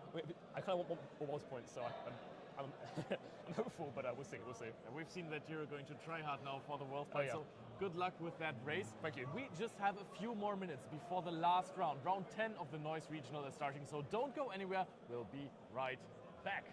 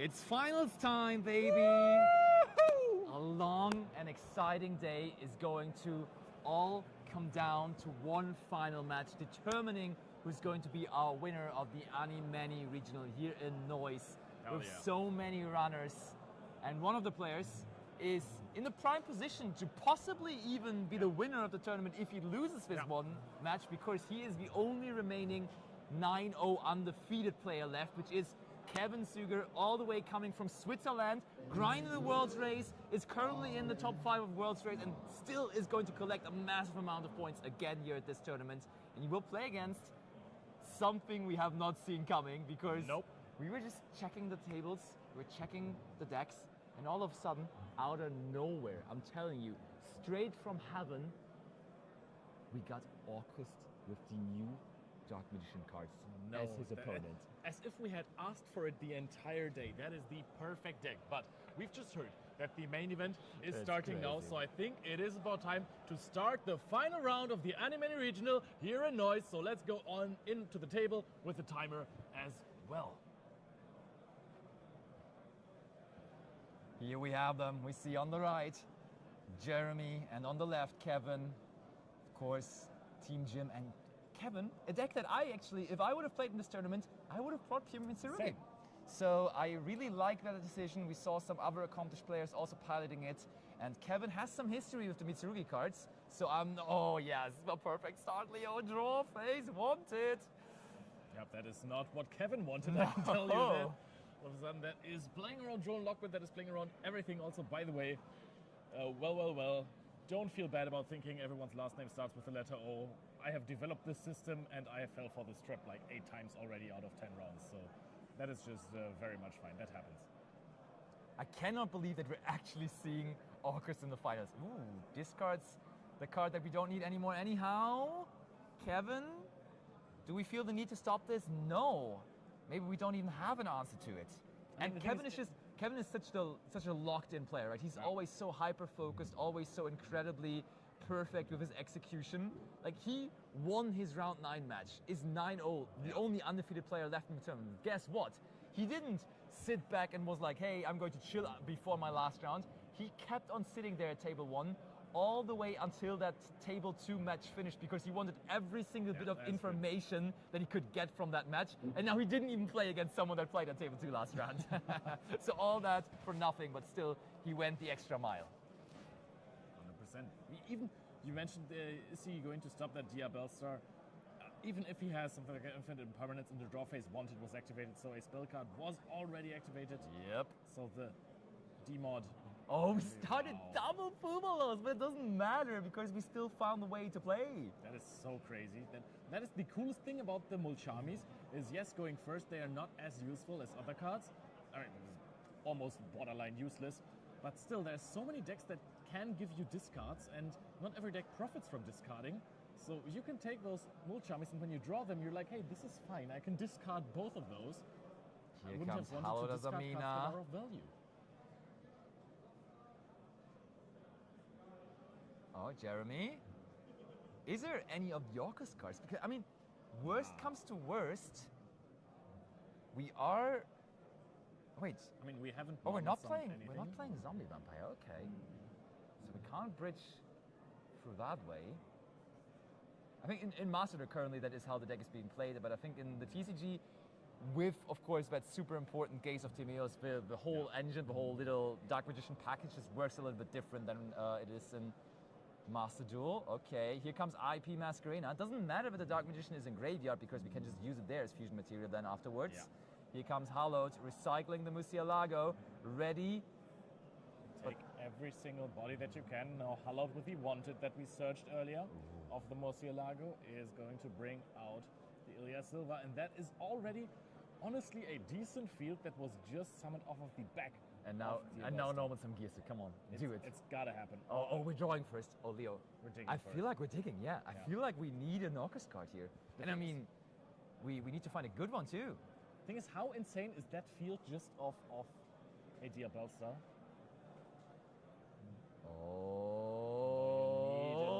Oh, the way he looked at it.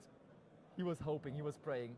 Jeremy Oh, does oh, not oh, look oh, too oh. happy about the set No, 3 cards. but 3 set cards is craziness. Yeah, that is true. But there is IP and Ilya Silva, so right now, not a really good way to utilize the IP Yeah. Masquerena. It's just give up a negate or don't use it.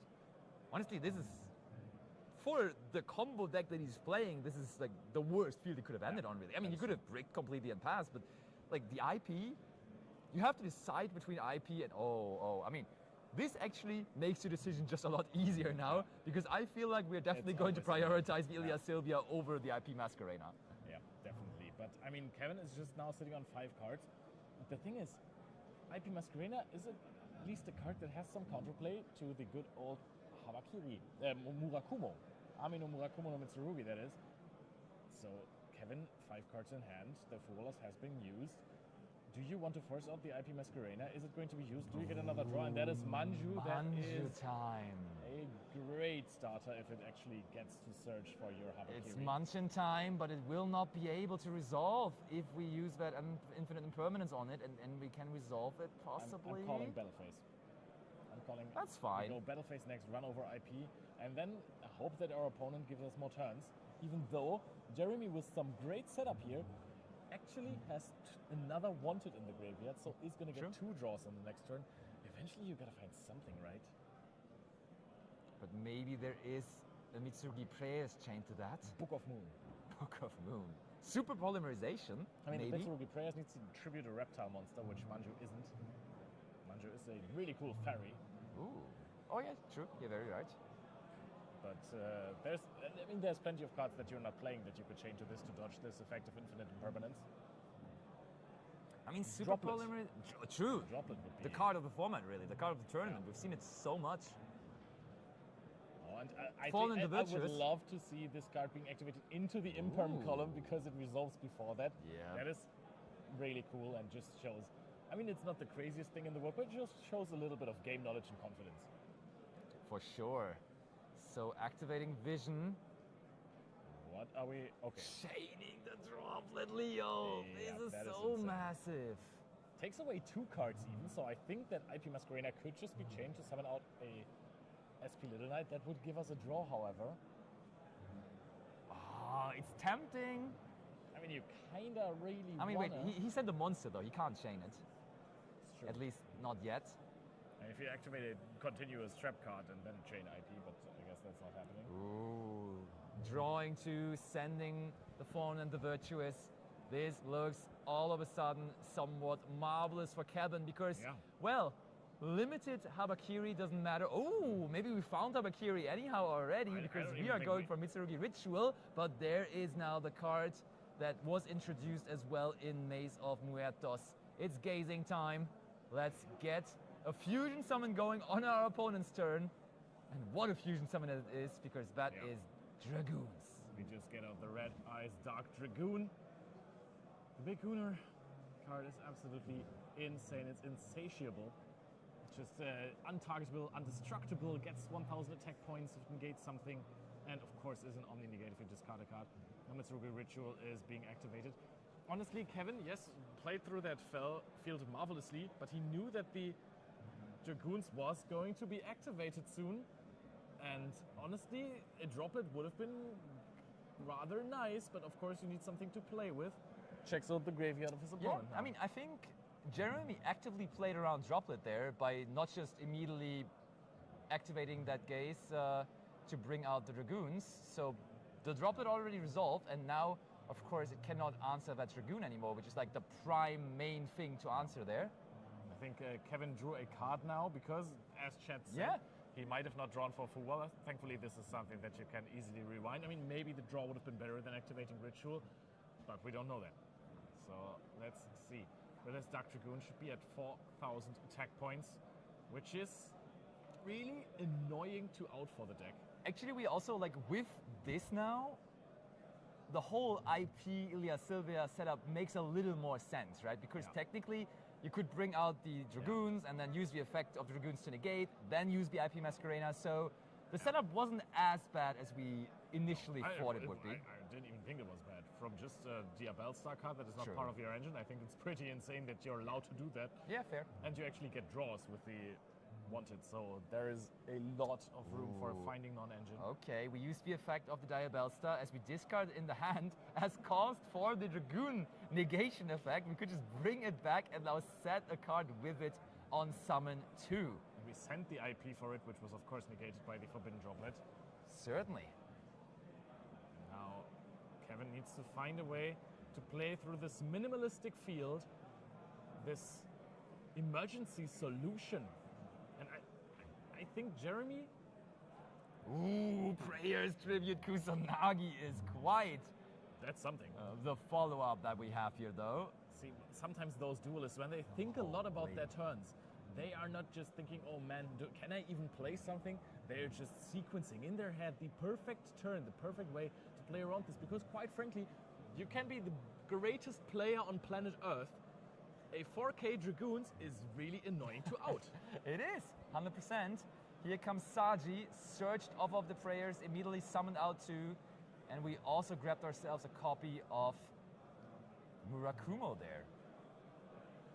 I think the Saji was already in hand.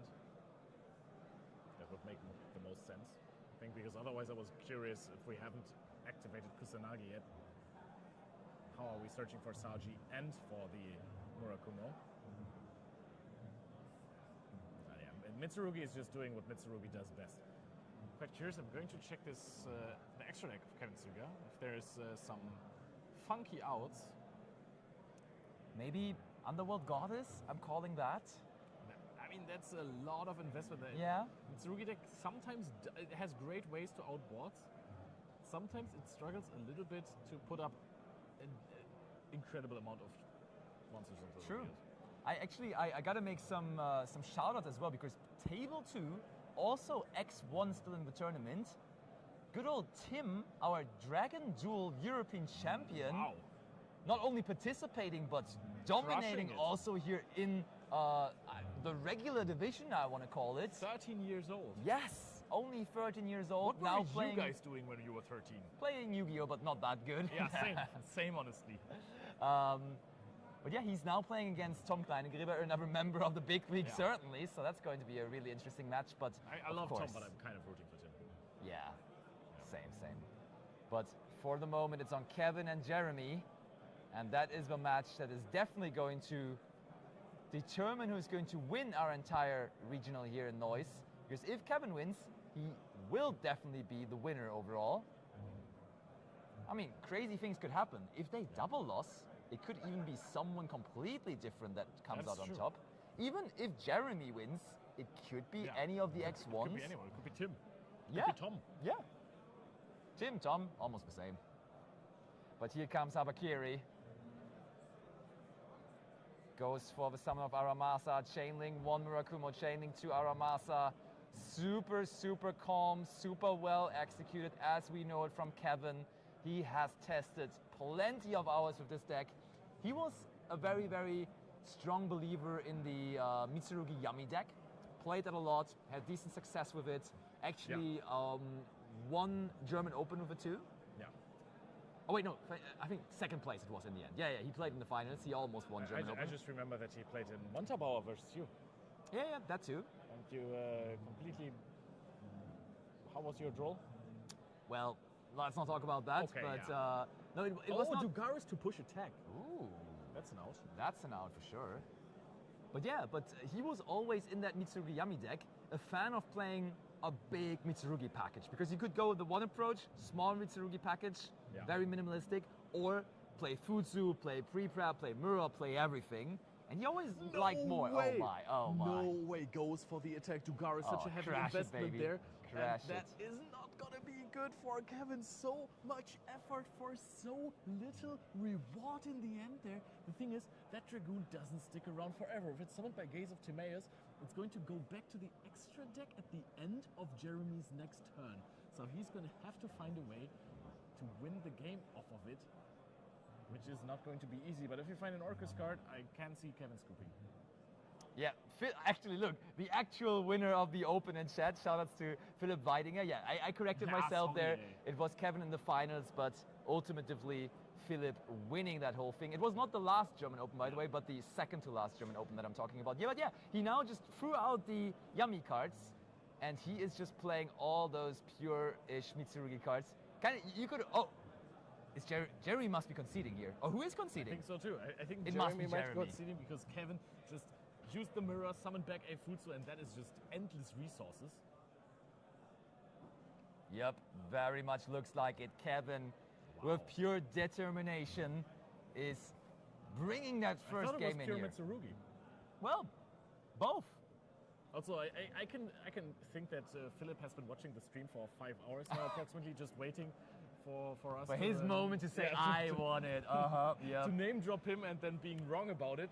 No, just kidding, Philip. We love you, of course. Phenomenal performance, Philip. Fighting up might right now be the strongest player we have in the continent of Europe. That's an incredibly dominant season, the most world points someone's ever accumulated at that point of time. Oh, someone's saying Dragoon for the win. By the way, everyone in chat, we saw the messages. Appreciate you guys being thankful for us as your commentators. We, of course, as per usual, love to bring you all the action from all the different tournaments in Europe. And when we have such a big regional, it was a pleasure that Animany asked us to cast on this big tournament happening here today in Neuss. And yeah, we're enjoying it as much as you do here, going through the tournament and talk about those new impactful cards from Maze of Muertos, which we see are even having as much of an impact to be present in the finals of the tournament here in Jeremy's deck. I mean, also together with the Orcus cards, we haven't seen them yet. So there's still a chance that Kevin also might not know. I mean, I wouldn't imagine. Possibly. But this is really interesting to see if he actually pops off. I mean, we're going to confirm who won the last round 100% when we see who's starting in the next game. I mean, there's still always the chance. Kevin just said, yeah, I'm not playing that. I don't have a battle phase next turn because of my Jugaris. Okay, we're going to see. I mean, I'm pretty sure that Kevin won. Yeah, But this could be very funny if we now just realize that he didn't. So I'm kind of nervous, actually. No. I mean, I already put it on the overlay. I'm still certain that Kevin won the game one. And yes, it is Jeremy declaring faces, indicating that it is his turn. And there is the August card that he was missing in game one. He goes normal summon Girsu, which is the best possible starter the deck has to offer. But does that mean there is no Diabell Star? Could be, yeah, because we could establish the Ilya Sylvia before I think we go through the Orcus cards. while the Maze of Muertos Dark Magician combo is incredibly powerful, it's still something that you most of the time really need to hard draw. You have some searches for it, but it's really hard to bridge into it with decks other than White Forest. True. So there's because Fubalos is so rough on Any Orcus. answer? And if you have an answer, you throw it right at your With the opponent. quickness, Right? yeah. So there is no answer. On the That's special. rough. That's rough. Throwing that, I mean, on the token, yes, but with a Harp Horror in the graveyard, there is so much stuff that you now don't want to do on the side of Jeremy. And Kevin, once again, shows why he has been dominating this tournament, the entire tournament scene recently, because he is just so calm. He has some cards when he needs them to, and he knows when to play which one versus which opponent. Oh, Ghostbound Haunted That is Mansion a Diabell discarded for the Diabell Star. We do have access to that package. Here it comes. Okay, but if you want to go for the quote-unquote big Diabell Star field, that's a bunch of draws. It is, really. Do you want to give Mitsurugi a bunch of draws? That's a question. I mean, Not the biggest fan of that, you ain't can gonna give lie. them one draw for Ilya Silva. Keep in mind, you also gave them a token. I don't know how valuable that token is going to get, but I can see something happening with it. I mean, the thing is that the Mitsurugi deck also has quite lost some utility in the Oh, we extra passed deck. Leo. The answer is here. Oh, wait, no. Oh, no. I thought we're drawing for turn, but we're drawing for the Dark Magician of Destruction there. Fuval's draw number one. I mean, in case of doubt, you do Dragoons, no? I think that is just absolutely what you want to do with the deck. Yeah, probably. Probably. Because, I mean, some half boards just get outed easily, and that's what making Mitsurugi so great, right? The deck is so insanely strong because every time you stop your opponent from making a crazy field with half boards, or you have some breakers, you're going to crush it with Murakumo. I think Dragoons might be one of the only cards in the game that actually does not really care too much about Murakumo. However, if you do not put up a good half board, you might not be able to force out the good old droplet. Yeah. I still see some confusion about the interaction. Oh, Ash Blossom and Joyous Spring on the Dark Magician of Destruction. Kevin seems unstoppable. But yeah, there's still some confusion in the chat about the droplet that was used on the Murakumo that was trying to run over the Dragoons in the first game. It was in the damage step, and Murakumo does not negate any activation. Like it creates an effect that is negating an effect, but it never negates an activation. And in damage step, you can only negate effects that either alter attack and defense points, like the Forbidden Droplet, or cards that negate activation. And therefore, we couldn't respond with the Murakumo there in that scenario. Or you manipulate attack or defense points, just like Forbidden Droplet did. Oh, well, I said that. Fair enough. Sorry, I zoned out halfway. It's been a long day for me too. For sure. We actually go in for the GOAT with the Foolish Burial Goods. Do we leave it like this? It's dangerous. Oh, and that is not a feeling which you want to end on. You have the Gaze of Timaeus. Do you want to go for Ilya Silva? I mean, you could. Just setting one card, you have the Foolish Burial Goods to send. I mean, you have the Black Goat last that can do so. Oh wow! Wait! What are we doing here? Okay, nothing. Oh, we pass. We pass. Turnover. Jeremy presenting Kevin with a super small field, not even any kind of interruption. But sometimes the pure Mitsurugi deck still struggles to find consistency, especially now with only one Habakiri. But that Habakiri could immediately be fetched off of Aramasa here. Well, there's only one card left in hand. There should be the Gaze set in the Spell and Trap zone. The thing is, what are you even doing with the Black Goat Last? There's so many better decks that you can use the Black Goat against. Because, plenty of those effects. Immediate Gaze. Yeah. But I mean, as soon as you have the Dragoons on the field, it's vulnerable to a droplet, right? But you don't have any other cards to force out the droplet, so why not as well just try to sit on the big old Dragoon and hope for a win. The thing is, if you also do not have anything else, I mean, this can negate Dugaris. You can use the Black Goat Loves to stop a Dugaris from pushing Murakumo attack. I mean, the graveyard effect is about summoning stuff, though, isn't it? That's the activation effect. Okay. Oh, Dominus Impulse on the end of Kevin on the Gaze. Wow, Kevin really with all the answers here. That is insanity, Kevin. Now adding the Habakiri, what could the last card in hand be for Jeremy that stops him from losing this game swiftly 2-0 in just a few minutes? Habakiri is being activated. Are we going to see an Ash Blossom onto the Saji? Because even if you activate the Black Goat Loves now, it stops it from activating on the field, if I remember correctly. So therefore, if the Saji is being tributed, you are even going to activate the effect in the graveyard, search for a ritual, and then you're partying. You're partying left and right. You're celebrating already. There's Saji. Thanks for the token, he says. Yeah, and now, I mean, if the Black Goat Loves is not being activated, then you can just leave the Saji on the field. Kevin did not come to Neuss today to lose. Oh no. Seems like he just wants this 2-0 to make it a perfect 10-0 record overall, making him the undisputable champion of this regional. Who thought Mitsurugi was dead? It wasn't Kevin, who was always well aware that at least the pure variant of the deck is still incredibly strong. Now Ritual is being activated. You can go OG on this one. I'm just saying you're so far ahead, you can just tribute 2 level 4 monsters from your field to summon one from the hand. I'm just saying you can summon that. I cannot recommend it.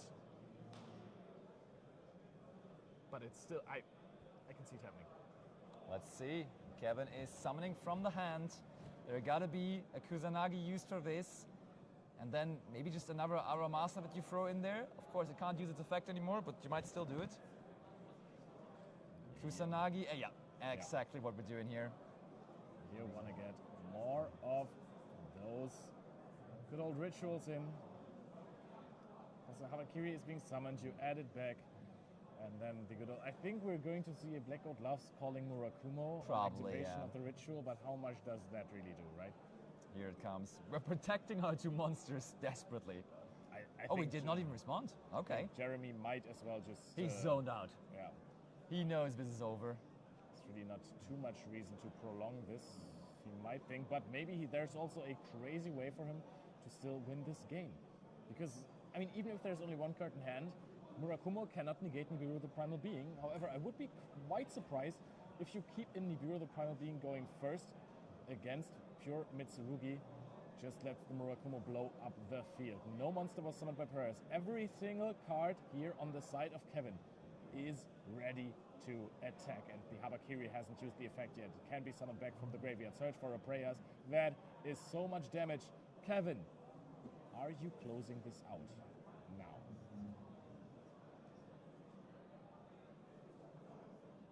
I think so. I mean, monster's gone. Murakumo's big. Just maybe make a Dugaris here.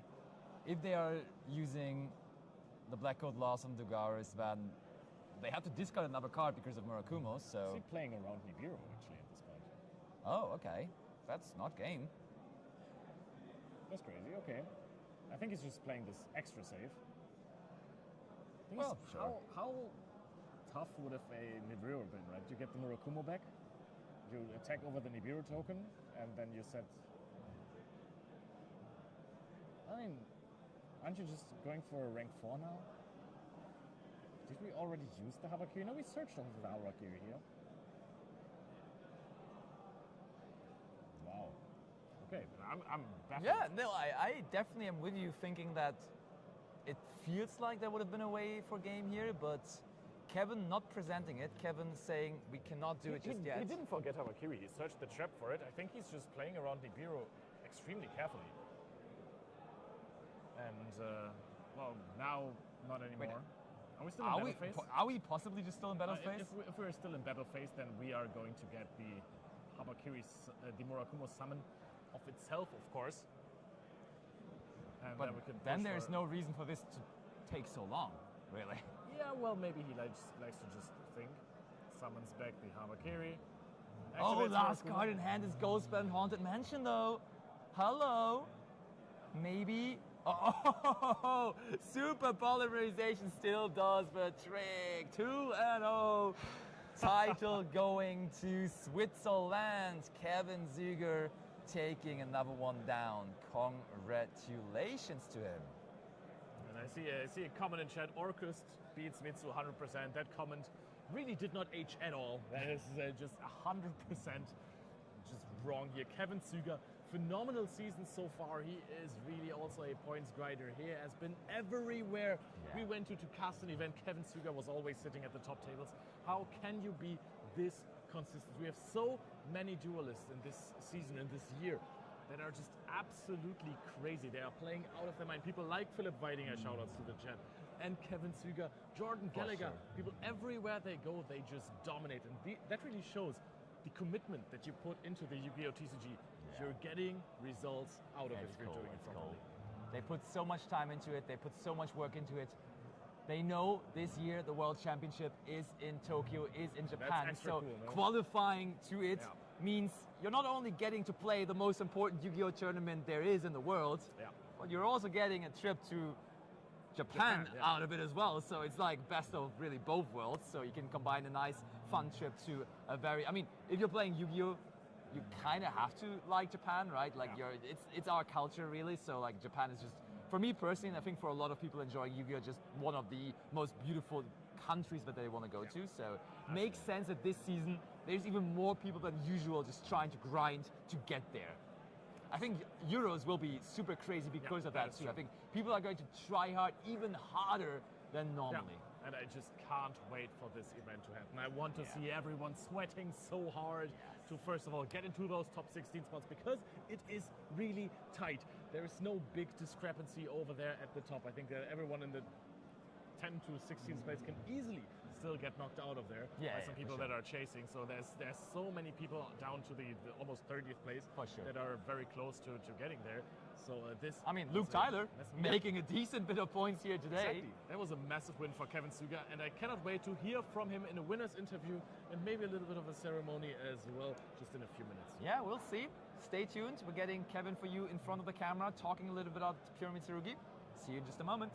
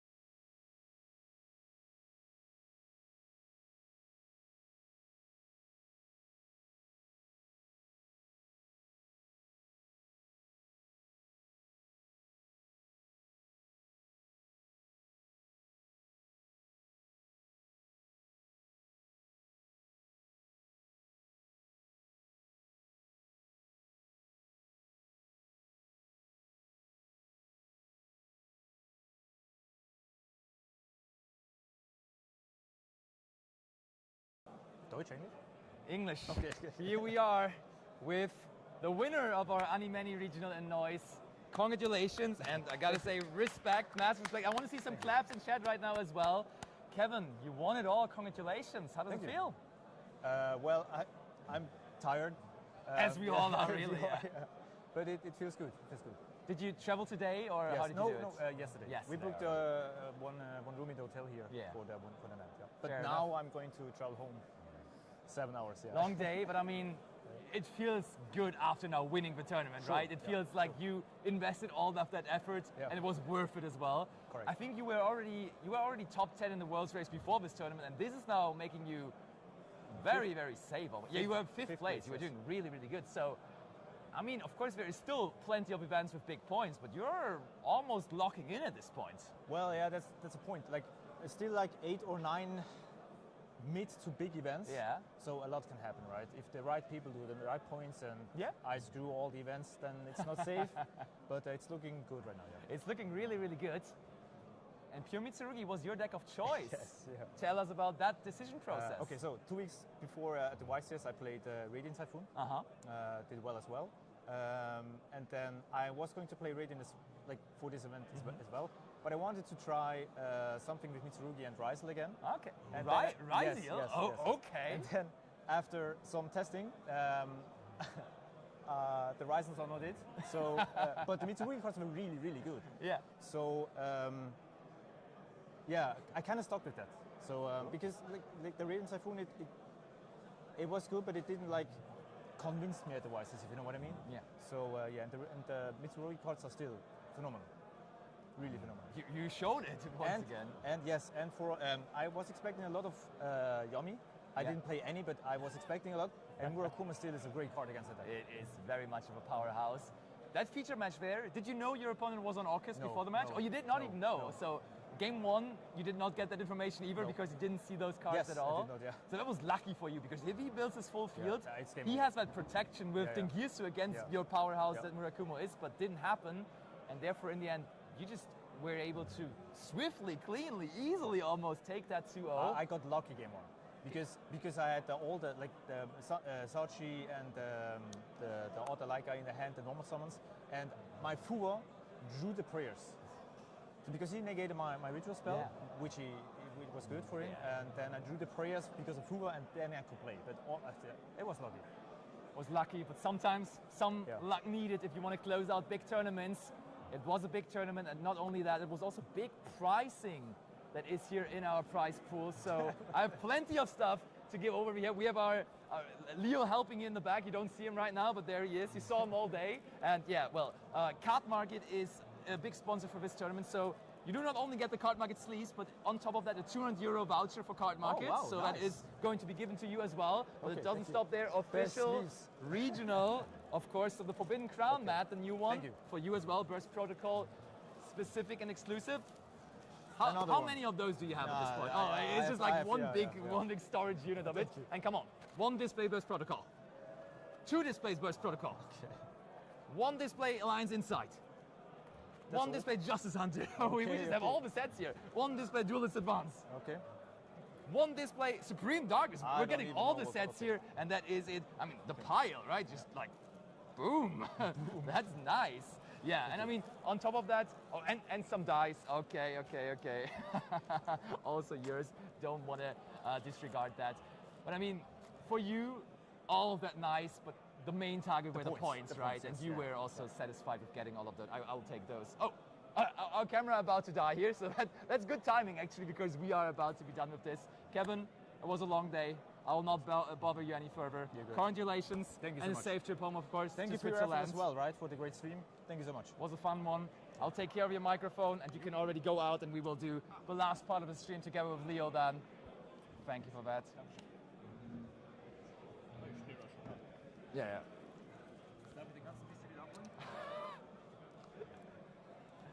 All right, Leo. So, That was a long day indeed, wasn't it? yeah, but it was a long day, but it was a great day as well, right? You know, the full day of casting Yu-Gi-Oh! Is really always enjoyable. Sure. Especially together with you, mate. We've been doing this for over 8 years now. Oh, It's wow. soon to be the Oh, wow. 9th year. So I'm really happy that we are also being asked as a duo to cast some stuff. But then again, he also just casually grabs Yeah. all of those displays here. and you know what? Rightfully so. But you know, after all, none of this would be happening without these great duelists like Kevin, who's now also considering to take some of our water. Yeah. He won like 100 displays, but still he won some water He bottles wants for even free. more. Okay, Kevin, calm down. No. These duelists, they're so insane. And honestly, those shows wouldn't happen if they weren't going in so hard with the preparation. They will shock us every single time again in every tournament with all of those amazing plays. Every single time we see players do stuff that we've never seen before. So that's all pretty amazing. And of course also the people behind the scenes, you know, Animany, who just did this by himself, this entire event, you know, hosting the regional and saying, hey, I want to have some casters for our stream, getting us here, and of course some cosplayers. So a lot of entertainment for this event. Huge shout outs. Please, everyone, make sure subscribe to this channel, leave a like to this video here as well. Check them out on social media, Instagram, wherever you can find them, TikTok. Yeah. Just make sure to appreciate the effort, because as you guys know, for a regular regional, I mean, it feels weird to say that because this was over 600 was players. It didn't phenomenal, feel like a regular regional, but this was not an open or anything. It No. was just big quotation marks, a regional. So much love to Animany for making such a special thing out of just a regular regional, appreciating the regular regional grind that so many of us are enjoying, right? And, because yeah, and- playing regionals is so much fun. And just appreciating Yu-Gi-Oh! I mean, I just love the grind and the passion as well to just say, hey, I'm hosting these big tournaments because I love the game as well. I want to show the world, and maybe the next tournament will be even bigger. Possibly. I mean, Bonn was already great. Now we have Neuss. Let's see where the Neuss. next Animany regional is going to bring us. Of course, the journey doesn't end here. There is going to be more tournaments this season. There is still a couple open events, big ones as well with the French Open, and then I think Greek Open, Italian Open, there's still a couple to come. And then national season around the corner as well. Oh, baby! You will see us again. You will not get around it. German Sorry. nationals, you should be there. Maybe some other nationals as well in some of the other countries that do have the German language. Some German commentary, who knows. But I think for now, for here, for the stream, for the tournament, for all of this, it is time to say goodbye. Thanks to all the viewers at home. One last pose. Thanks to you, Leo, for getting through this with me. We all deserve a break now. Congratulations once again to Kevin for crushing this tournament, Heck yeah. crushing this season 2. See you soon for more Yu-Gi-Oh! Keep on enjoying Yu-Gi-Oh! Keep on loving Yu-Gi-Oh! Thanks for watching. Bye. Bye.